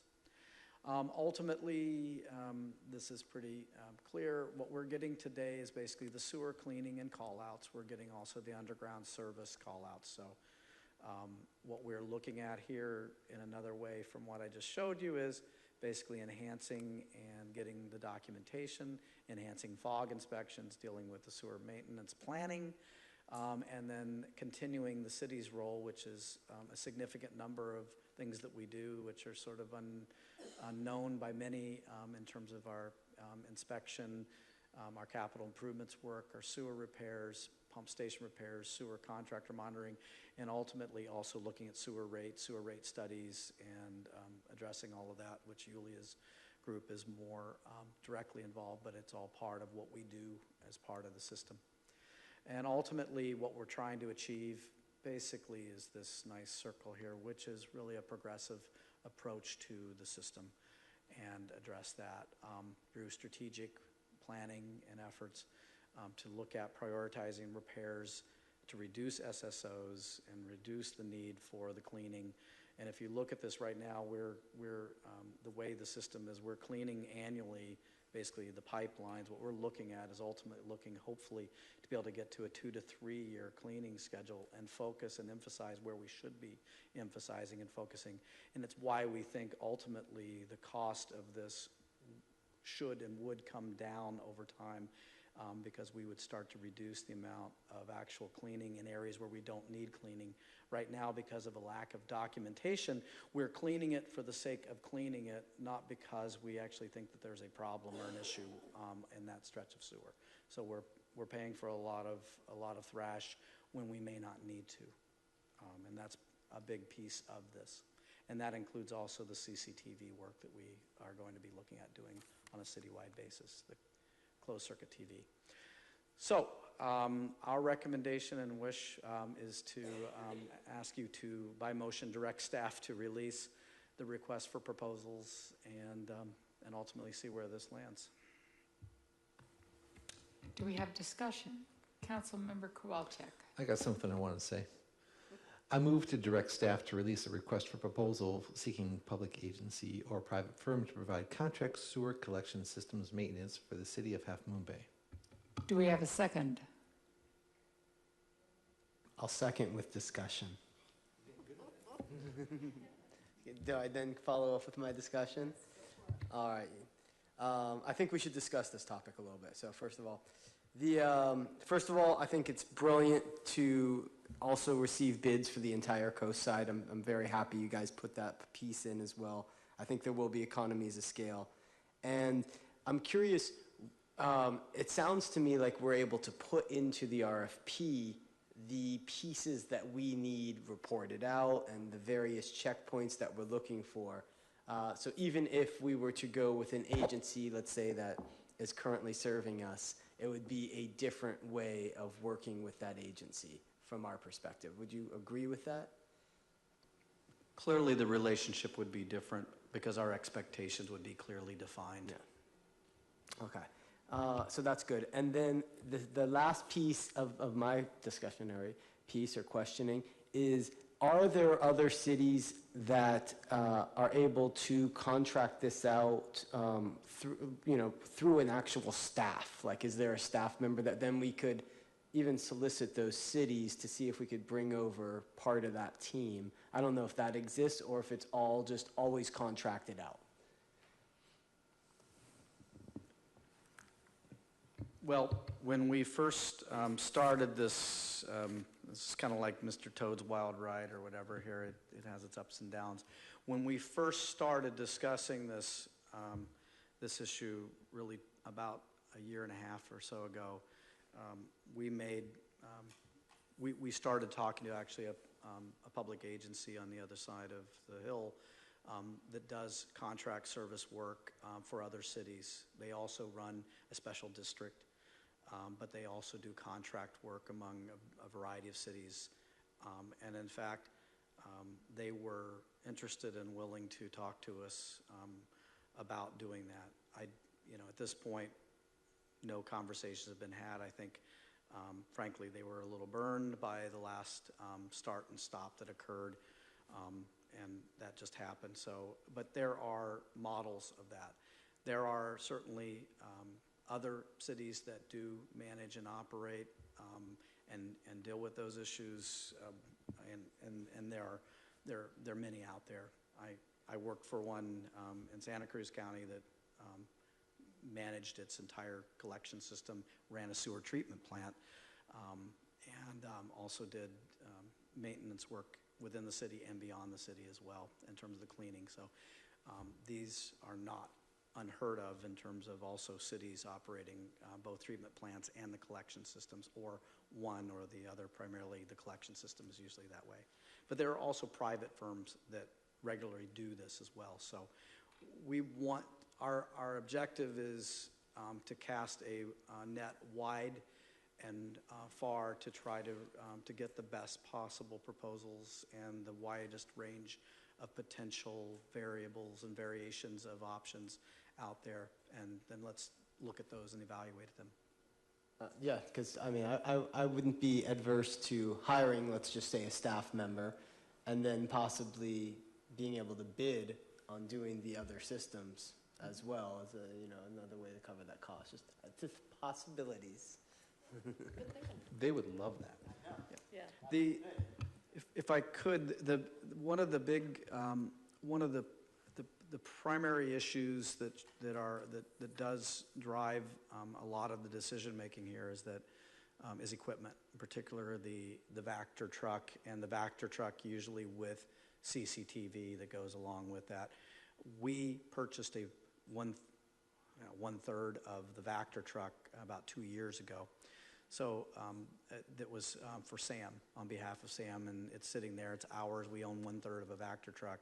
Part of this issue and part of this moving forward is the issue of how we take care of that. If we do not get that portion of the Vector truck, and we'd have to look through that. But you're looking at probably about a $600,000 to $750,000 investment just in the Vector truck and the related equipment that goes with that. So that's why starting up and doing it right and dealing with it, there is a pretty significant cost. But if the Vector truck that we've already purchased 1/3 of comes along with it, then that's a very different circumstance that we could look at. Is it a 1/3 or is that a 52% ownership? This one was 1/3, or it was the percentage of, or roughly, I think the percentage of the cleaning. So we had the collection miles. So we are splitting about the same, equal to Granada, and Montera paid a little less than that. But I'll just call it thirds for the sake of However, if ease. the RFP becomes for the entire system, the expectation would be that the Vector truck becomes part of all of ours, begin to be the 3 agencies. So the 3/3, if you will then belong to the 3 agencies, and that investment in that equipment then goes away. Little wrinkle.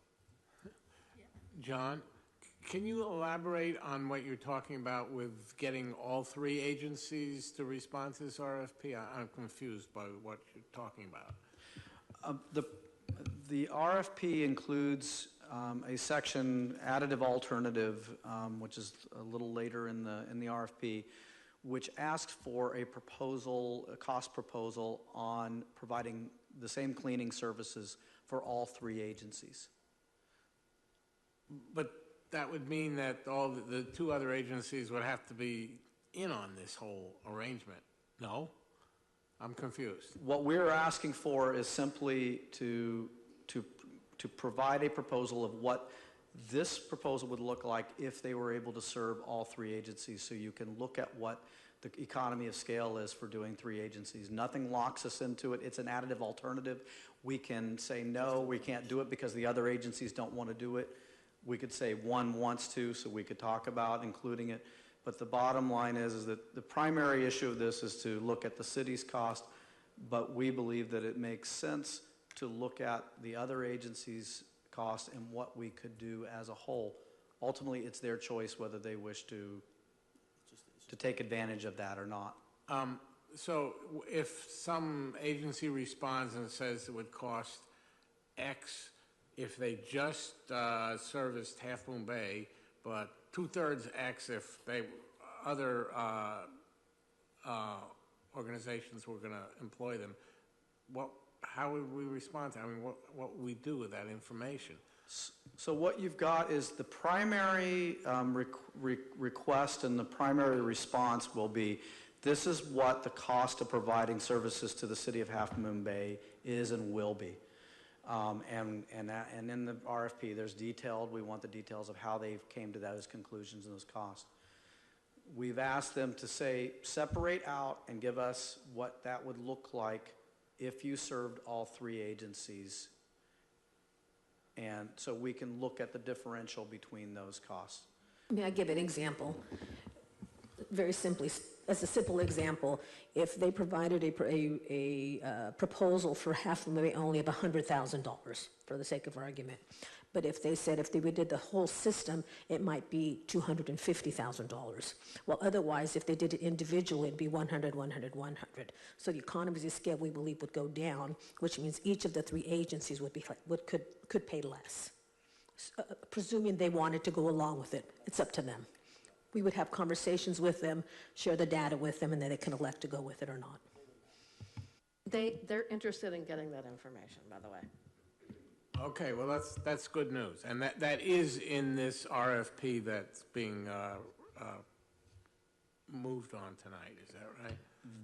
The provisions with that additive alternative is within the RFP, yes. And additive alternative means they must respond to that, or they don't have to?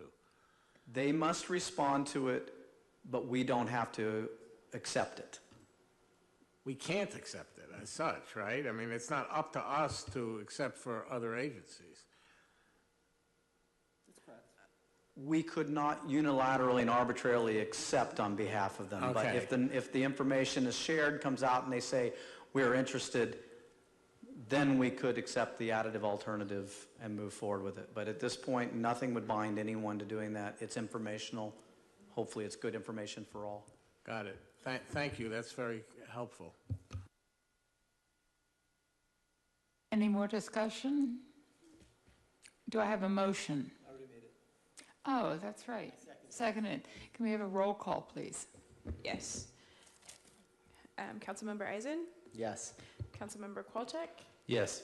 Councilmember Reddick? Yes. Vice Mayor Rohraback? Yes. And Mayor Penrose? Yes. Motion passes.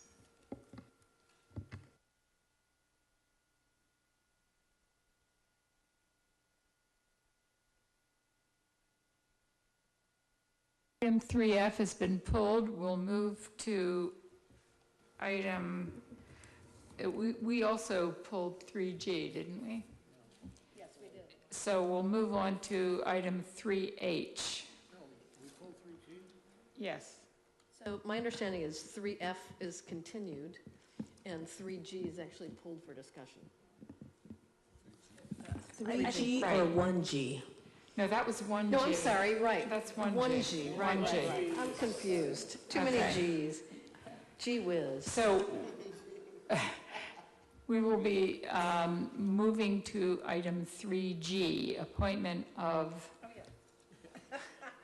right, David Bosch as interim city manager pursuant to government code sections 7522.56 and 21221H, and approving employment agreement. And I'll be providing the staff report. Thank you. All right, so in light of the city manager's last day on January 26th, and I'm going to editorialize a bit because I've thoroughly enjoyed working with Magda Gonzalez on a number of issues. She's even made working on sewage issues enjoyable, so I do really wish her the best. The city requires the appointment of an interim city manager until it can complete the recruitment process for a new ongoing regular city manager. So as I mentioned in my closed session report, the council met on December 21st, 28th, and 30th to consider prospective candidates for the interim position, to interview candidates, and provide direction to staff. After interviewing 3 candidates, the council provided direction to its designated labor negotiator, who is Greg Larson with Management Partners, to negotiate terms with its preferred candidate, David Bosch. Mr. Bosch's resume is attached to the staff report, so can see that there, but basically he has recently retired as the county executive officer for Placer County. And before that time, he served as county manager for San Mateo County and has served as city manager for Menlo Park. So there are two items before you this evening. The first is a resolution, and that is required because Mr. Bosch recently retired, less than 180 days, and he is less than 180 days from his retirement, and therefore there are special CalPERS rules that apply to his appointment. And under these rules, the city must pass a resolution finding that Mr. Bosch's service would fill a critical need to the city. And this resolution explains that having a city manager is critical for city operations, consistent with the city's municipal code, and the need is imminent. And the CalPERS rules also require that there be an ongoing recruitment as a condition of appointing retired annuitants, such as Mr. Bosch. So I want to note that the City Council has already initiated the search for the next city manager. There are 2 recruiting proposals that have been received and are being evaluated by our consultant and by staff. And those will be brought forward for City Council consideration in the near future. So that's the first item, that resolution. The second item is the contract itself, and I want to describe the key terms of the proposed contract, including the proposed compensation. And this is meant to fulfill state law requirement that prior to taking final action, the City Council must orally report a summary of a recommendation on final action on the salaries, salary schedules, or compensation paid in the form of fringe benefits of a local agency executive, such as a city manager. So, Mayor, I want to just confirm with you that you would like me as the city attorney to make that report on behalf of the legislative body? Okay. I'm seeing nodding, so I will go ahead and do that. So Mr. Bosch would serve full-time and conduct all aspects of the job as laid out in the municipal code. He would also conduct additional duties involving organizational support as laid out in the contract, which is attached to the staff report. The proposed contract for Mr. Bosch is through December 15th, 2018, which is the maximum amount of time allowed by CalPERS. That said, it may be terminated by either party upon 30 days notice, such as with the appointment of a new ongoing regular city manager. And finally, regarding compensation, the proposed contract for interim city manager would begin on January 22nd, and it provides for a monthly salary of $19,500 per month, or an hourly rate of $112.50 per hour. The interim city manager may not work more than 960 hours in a fiscal year, and you should note that a fiscal year goes through June 30th. So that basically allows the contract to go through December 15th. Mr. Bosch would not receive any additional compensation or fringe benefits. In other words, he would not receive any medical or other benefits, no vacation, holidays, no lodging, etc. So with that, if the council wishes to move forward with this interim appointment, it may move the staff recommendation, which includes both the resolution and the employment agreement. We have a motion. Some discussion, just some points of clarifications. So when we discussed the interviews and the meetings, just to be clear that they were not scheduled, nor was I included in participating in those meetings, so I will be abstaining in the vote today, and I cannot participate.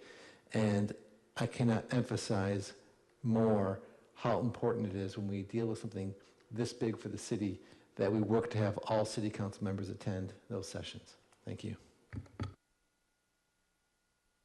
I just want to say that this was a very important matter that was highly time constrained, and it's very important city business, so we kind of had to move on it when we could move on it, and the holidays were inconvenient for some folks. I'm very sorry that you could not participate.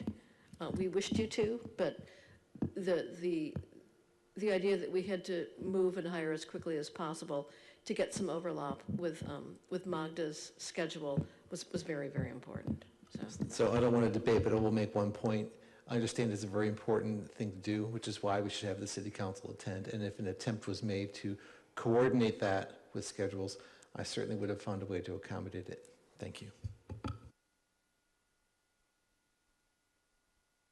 Any more discussion? Okay, can I have a motion, please? I just want to let it be known that we started off, I think we dwindled the list down from maybe 12, 15 very viable candidates down to 3 that we wanted to interview. So there were a lot of people applying for this position, and then we did interview 3 people. I just want to clarify to make sure that public understands what went into the process. And that's it. Thank you. Can I have a motion? So I want to make a motion to adopt staff recommendation, adopt a resolution appointing David Bosch as interim city manager pursuant to the government code, section 7522.56 and 2122(1)H, and approving the employment agreement. Do we have a second? Second. Roll call? Councilmember Eisen, Yes. Councilmember Kolchak, Abstain.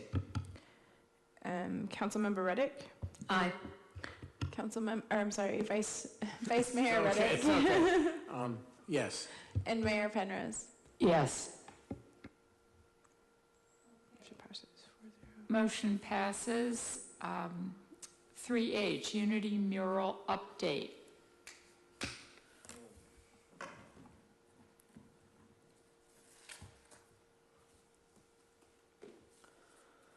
Whoops.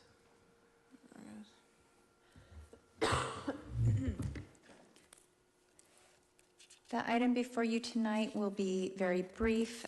This is just pursuant to Municipal Code Title 15, which is your signs, advertising ordinance, and approval authority. You'll get these updates from time to time when signage is approved administratively by the Community Development Director, so by me, insofar as it is exempt from review by the Planning Commission. And so this is just perfunctory, and in the future, normally we would just probably put a little note in a consent item, but because this particular sign had a lot of interest, we just wanted to note how we process this very briefly.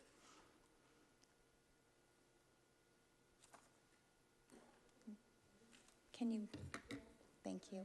It's okay. Next. No, you're good. Thank you.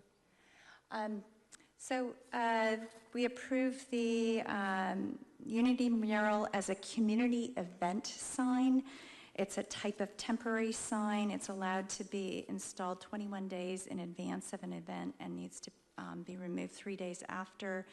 It was installed on December 13th in advance of Posadas and was brought down on January 4th. Next slide, please.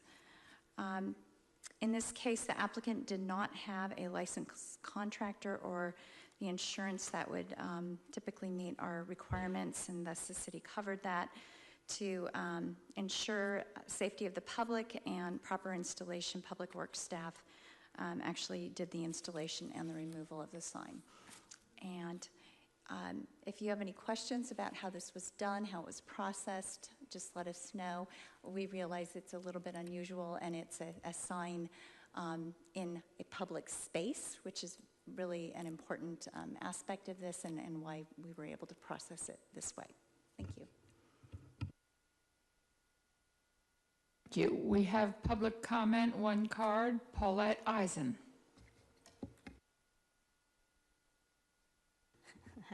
I just want to thank you, Council. I just want to add my 2 cents on the mural because it was up, and you know, I hope everybody had a chance to look at it because it brought so much more vibrancy. Obviously, color. It's a very colorful mural, and it just to me emphasized the importance of enhancing McDutra Plaza with something like that or something like it to be that I'd liked if if staff could pursue the question of what we can do about mounting something on that wall that it was in front of, because that just screams out for something like that.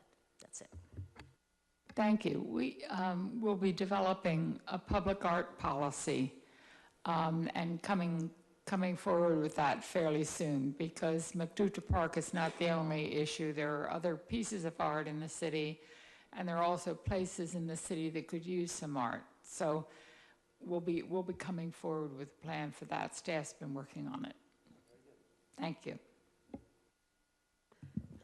I just want to say thank you to our planning and other staff for the way they handled and expedited this project. This was an important project to the community, and it took us a while to figure out a way to do it, but I think staff executed it well, and it had impact on that park. I agree with Paulette.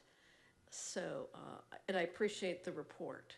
So thank you all around for extending yourselves for this unique situation. I think it made a lot of people very happy. So. Mayor? Yeah. This mural is not just a little sign that we're going to have a little community event. This mural was made by the community. It's called a unity mural. I saw the school children who were painting it. I don't know the legalities of how to keep it or get it back up, but ever since the mosaics that the community made were destroyed in the earlier McDutra Park, I've been very upset that the community can't express itself in a way that shows that we really do support our immigrant community. Now, I understand that the mural can only be up as long as the event that it commemorates has not ended. So I would propose we put it up, and it'll come down as whenever our immigrant community has decided that they're no longer fearful for what could happen. Until that time, I think we should get the mural mounted on the wall. It doesn't have to be with the fancy posts. There are people who are willing to mount it on the wall. The owner of that wall is perfectly happy to have something on there, and to worry about things like, liability or it's nuts to me. I mean, I really think that it's time that we actually express our sense of unity, and anyone who saw that mural saw how beautiful it was, saw how it enhanced the drab McDutra Plaza. It's really time to get it up in any way that we can do it as soon as possible. Anyone else? Well, I'd just like to make the point that although you think the mural was beautiful, not everyone in the community thought it was beautiful. And I'm an artist. It's not my job as an artist to decide what goes up on what wall where. It's the community's right to speak as a community about what they want for public art. And it is public art, and we need to formulate some sort of policy, and that's what staff's been working on how we make those decisions. I know this is a particularly tender piece of art to a lot of people for lots of reasons, but it is also part of a public policy that we need to discuss and we need to decide upon. What are we going to do? Does everybody like the sculpture in Kitty Fernandez Park? My opinion doesn't matter. What does the public say? I think it's horrendous, but it's not up to me to decide whether to take that sculpture down or not. It's up to the community, and we need to figure out how to do that. So staff has begun to work on it, and they're going to be coming up with a policy that we can look at and discuss.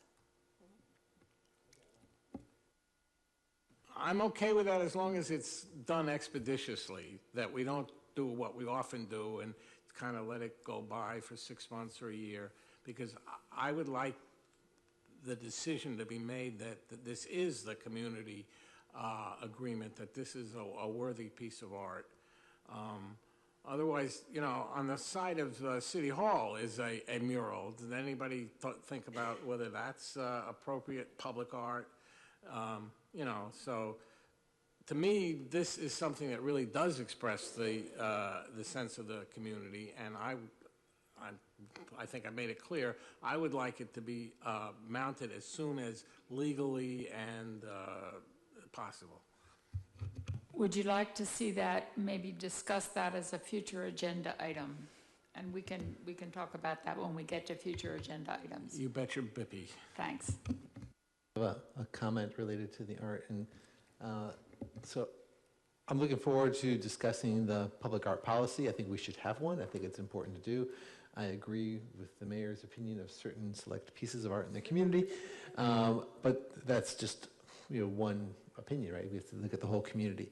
But as we consider those things, I just want to bring up, we talk about the word permanent.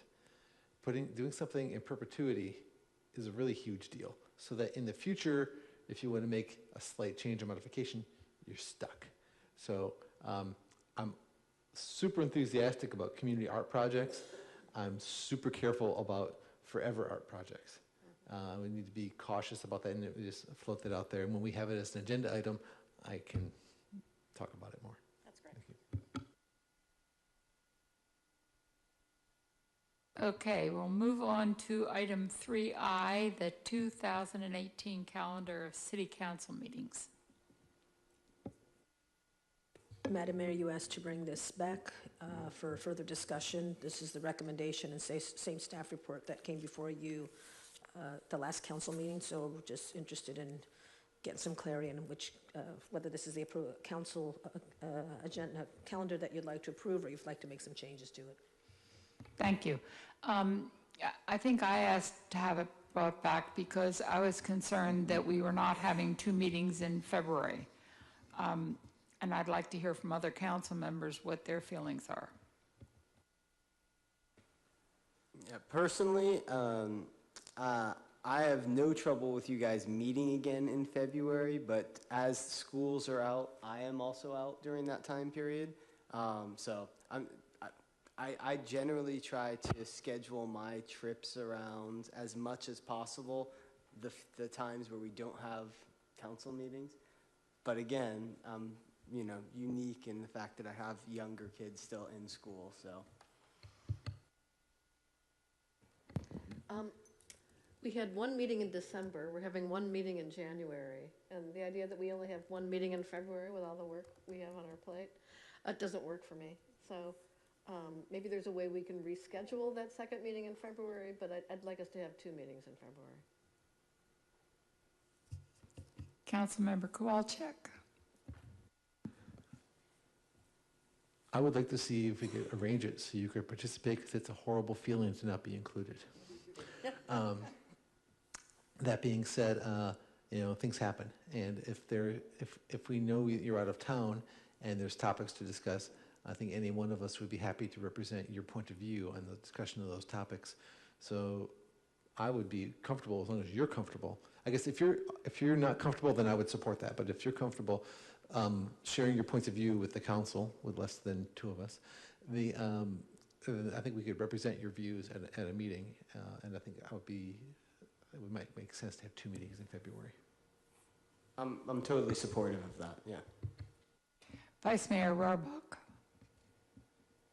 I got nothing. He's got nothing. Okay. Do we take a vote on it? Okay. Roll call, please. Motion first. Motion. I move the calendar per staff with the exception, with the amendment that we keep 2 meetings in February. Do I have a second? Second. Councilmember Eisen, Yes. Councilmember Qualcheck, Yes. Councilmember Reddick, Yes. Vice Mayor Rohrbach, Yes. and Mayor Penrose. Yes. Motion passes. Have a second meeting.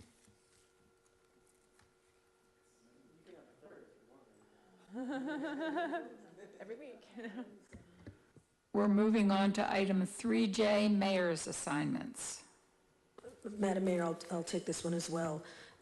You've got the assignments from the mayor, from you, that are here.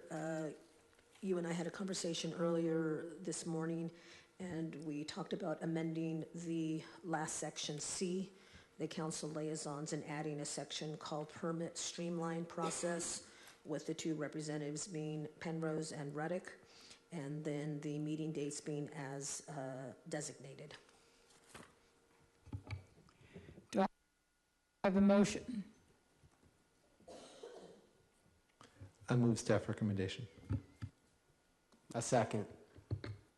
Roll call? Councilmember Eisen, Yes. Councilmember Qualcheck, Yes. Councilmember Reddick, Yes. Vice Mayor Rohrbach, Yes. and Mayor Penrose. Yes. Motion passes. Okay, future discussion, possible agenda items. No. Oh, right, 1G. Which was, Which was the applications for grants. Bicycle. oh, right. So that's Mr. Daly.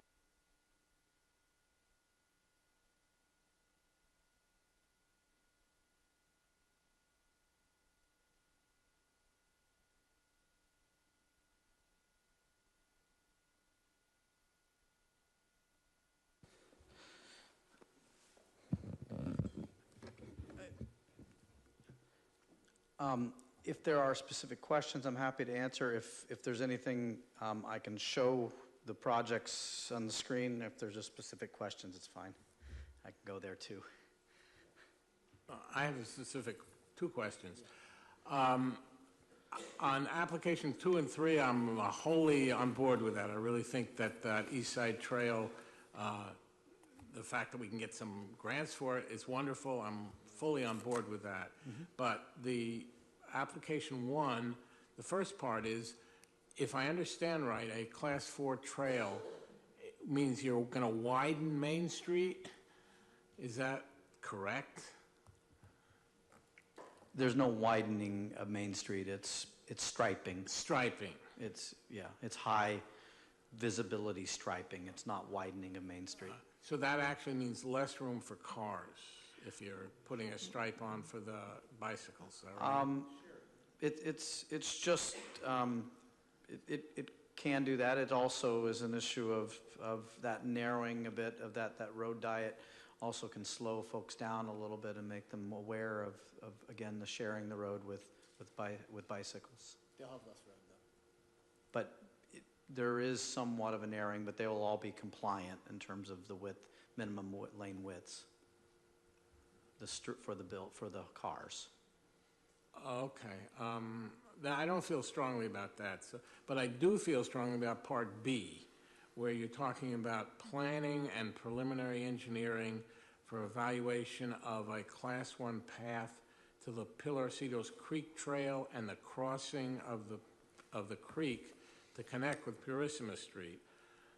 I don't think we need another bridge over Pilarcitos Creek, and the Coastal Act kind of agrees with me. If there's not a reason to put in a bridge, you should not put in a bridge. So, and I understand you're going to say it's just preliminary engineering, but you know, it's been my limited experience that once you start going down that path, it's like a locomotive that you really can't stop.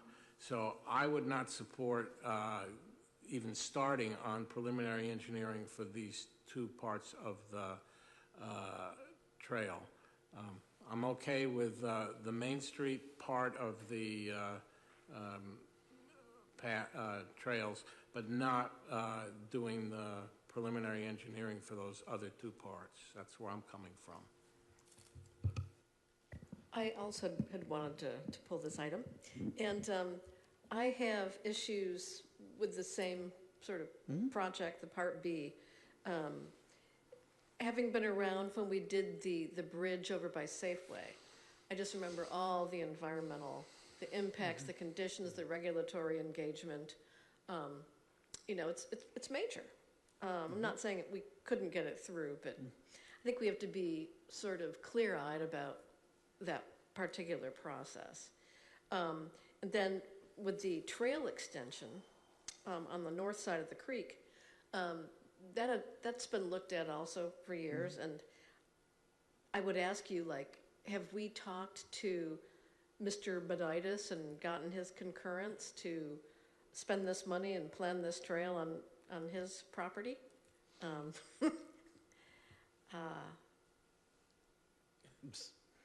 Rhetorical or real?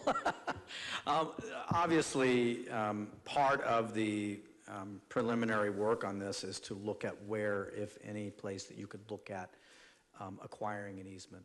And I think at this point you would have to be looking at. Although we did find evidence that there is an easement running from Main Street over to the alignment of Purisima. So we still haven't landed on what that easement is entirely for and what the recorded information. Let me, if I could just respond briefly. We knew this was going to be of some question and controversy, so, but the part of this was, as we were looking at the Main Street Bridge, when we went away from the replacement bridge, we went to a rehabilitation, and we were left with a very, no bike way or anything within the Main Street Bridge.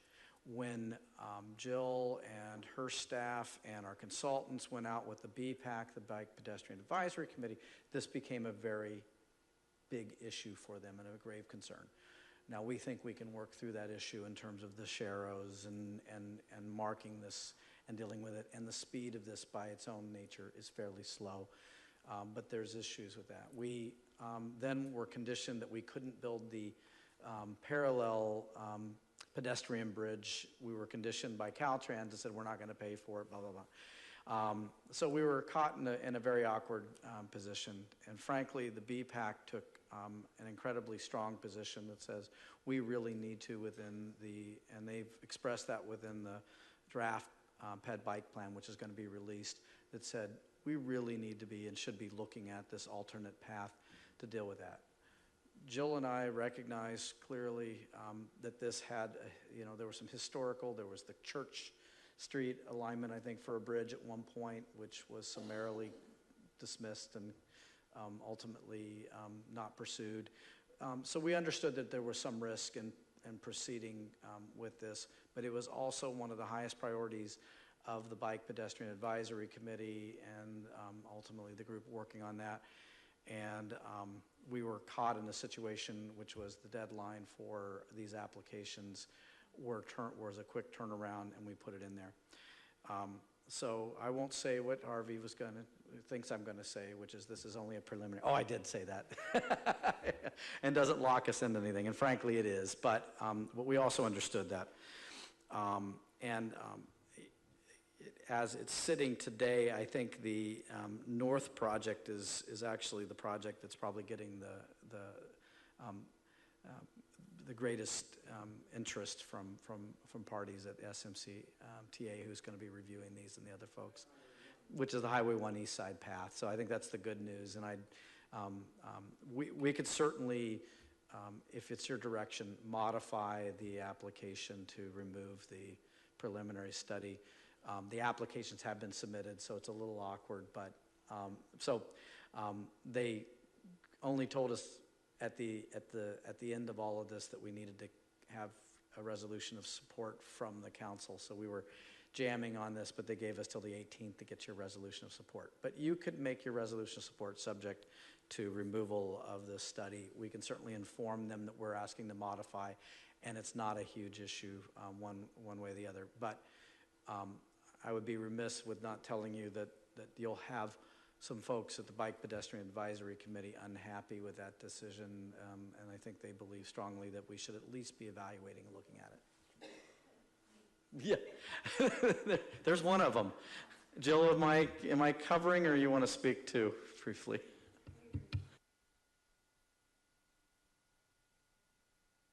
So our BPAC and community input process with the Bike Ped Master Plan, we did receive a lot of comments about, in fact, widening the Main Street Bridge, which we cannot do, and frankly, I wouldn't want to do anyway.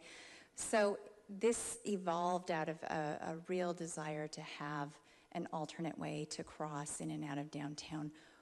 We recognize that it is such a challenging potential, not a project, that we didn't even show it as a project in the draft plan, which went out on Friday, by the way. It's shown as a study.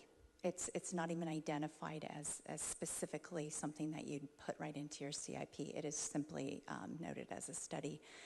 And I'm not surprised to hear your concern. We've heard some concern about it from through Planning Commission work, and we understand that, but the BPAC really wants to understand the pros and cons and if it's even feasible.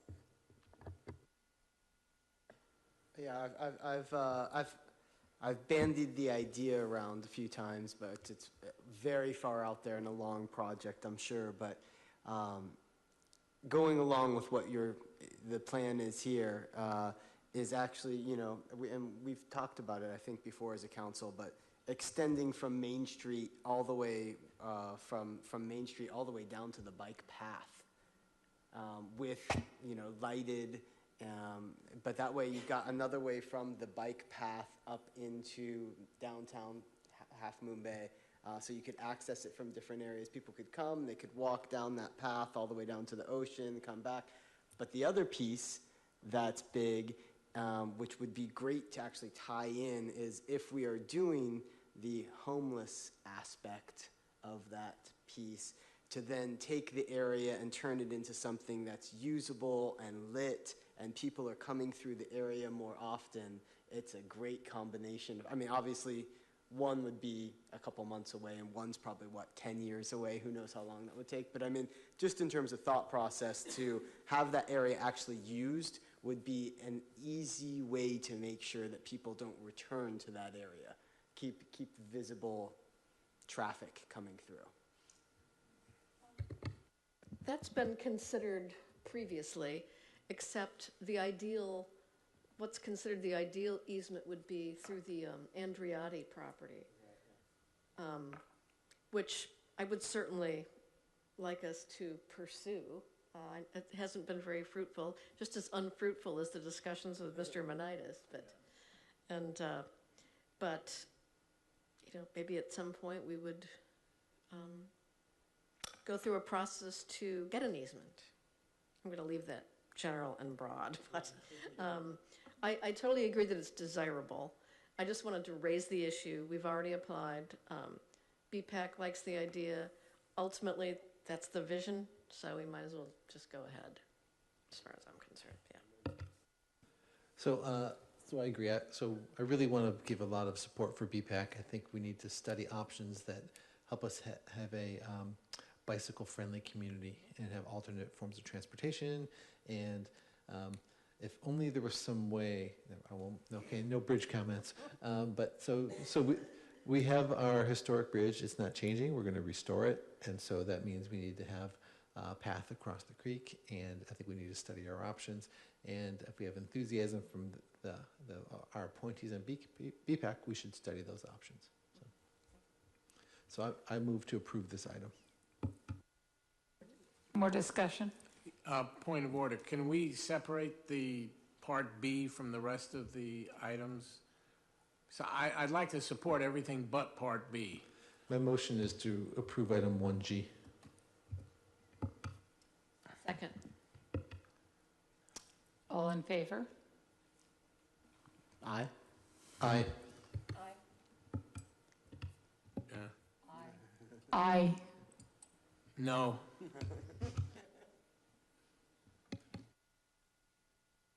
You do a good no, Harvey. Madam Mayor, if I may, I failed to plug the BPAC meeting, which is this Thursday in the EOC at 6:30 p.m. They will receive a presentation and an overview of their first public draft bicycle and pedestrian master plan, which happens to be the first bicycle and pedestrian master plan that Half Moon Bay has ever had. So, Yay! So anyway, please come on Thursday. Thank you.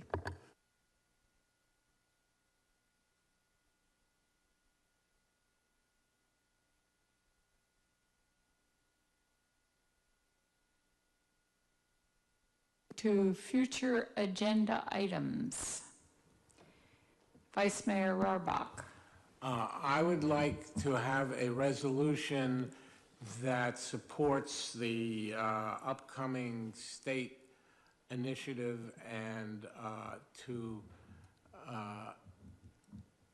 resist the, how would I? The ocean drilling off the Pacific coast that has been proposed by the federal government. The state legislature is currently considering proposals to resist that, and I think we as a coastal community should adopt a resolution saying that we are not in favor of offshore drilling on the ocean. Anyone else with future agenda items? So do we have agreement by at least 2 council members? Yes. Okay. Yes. We can bring that back at the next meeting. Yeah, this is somewhat of a small item. It's additional work for staff. But years ago, we had a practice which I thought was valuable, and that is, so one time a month, the city council agenda would include the minutes for planning commission meetings and parks and rec commission meetings. So I see the agendas. I know what they're going to talk about. I don't know what they said. And I'd really love to see what our planning commission and our parks and rec commission are doing. So just including it is just information kind of a deal.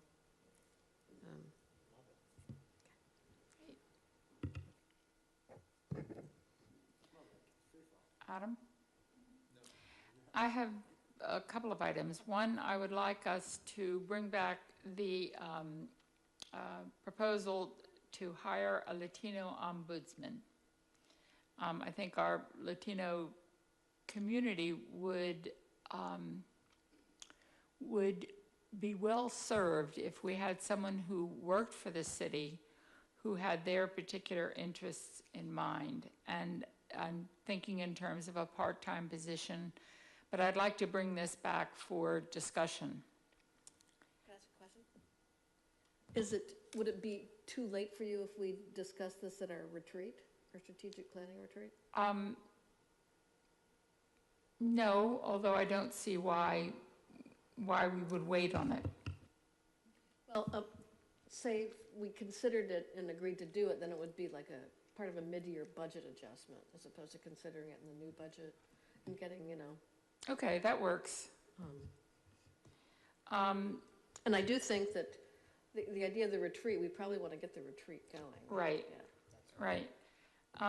I think 2 other things that I wanted to talk about. One was a public art committee and policy first. And we talked about that earlier. And the next would be to bring back a discussion, and we could do this at the retreat as well, rental assistance for low-income residents. And then the last item would be a discussion of funding for our nonprofit organizations. Well, that's coming at the next meeting. Great. That's right, you did say that. That's right.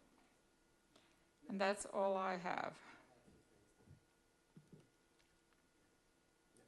So for the retreat, I don't know what's been discussed on that topic yet, but maybe, I don't know if we need to agendize a topic on the retreat, but we talked about possibly doing it for 2 days. For someone like myself, I would prefer doing that on a weekend, if that's a possibility, or if we can discuss that, as opposed to doing it during the weekday, which would be extremely hard to take 2 days off. But I think we need 2 days' time to do the work, but I can't afford to do 2 days off from my work. So, I'm with you. okay, so I'm just throwing that out there. And then in the ideal, I would love to have, and we've probably already worked this out, but I think that back to almost what you were saying, Debbie, is the Parks and Rec department should be a portion of that meeting, somehow integrated in, so we're all aligned, and as well as the Planning Commission, and maybe some of the... Joint meeting? Yeah, get them in for an hour, and we just kind of all, and just to get a little bit aligned, because we are so disconnected, and I think that alignment during that retreat would be a fantastic way to integrate that energy in.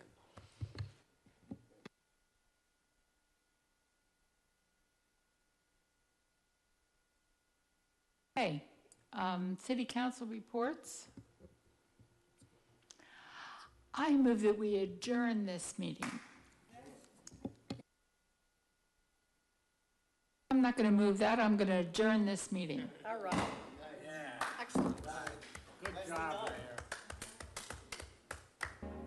Figure it out.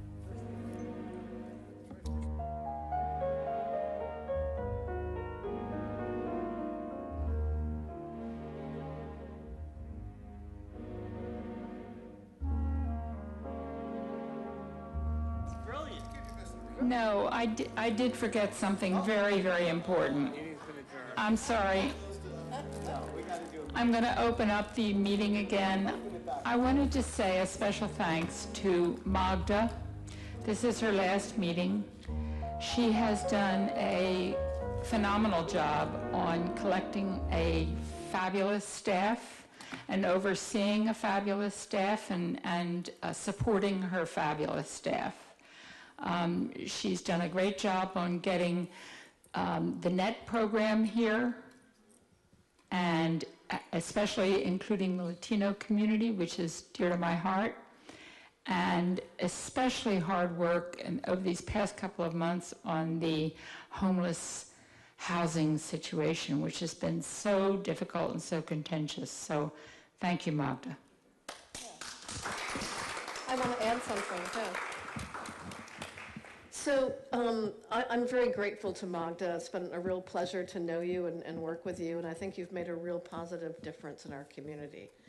And for anybody who doesn't understand the job, the city manager is our executive who must be available 24/7.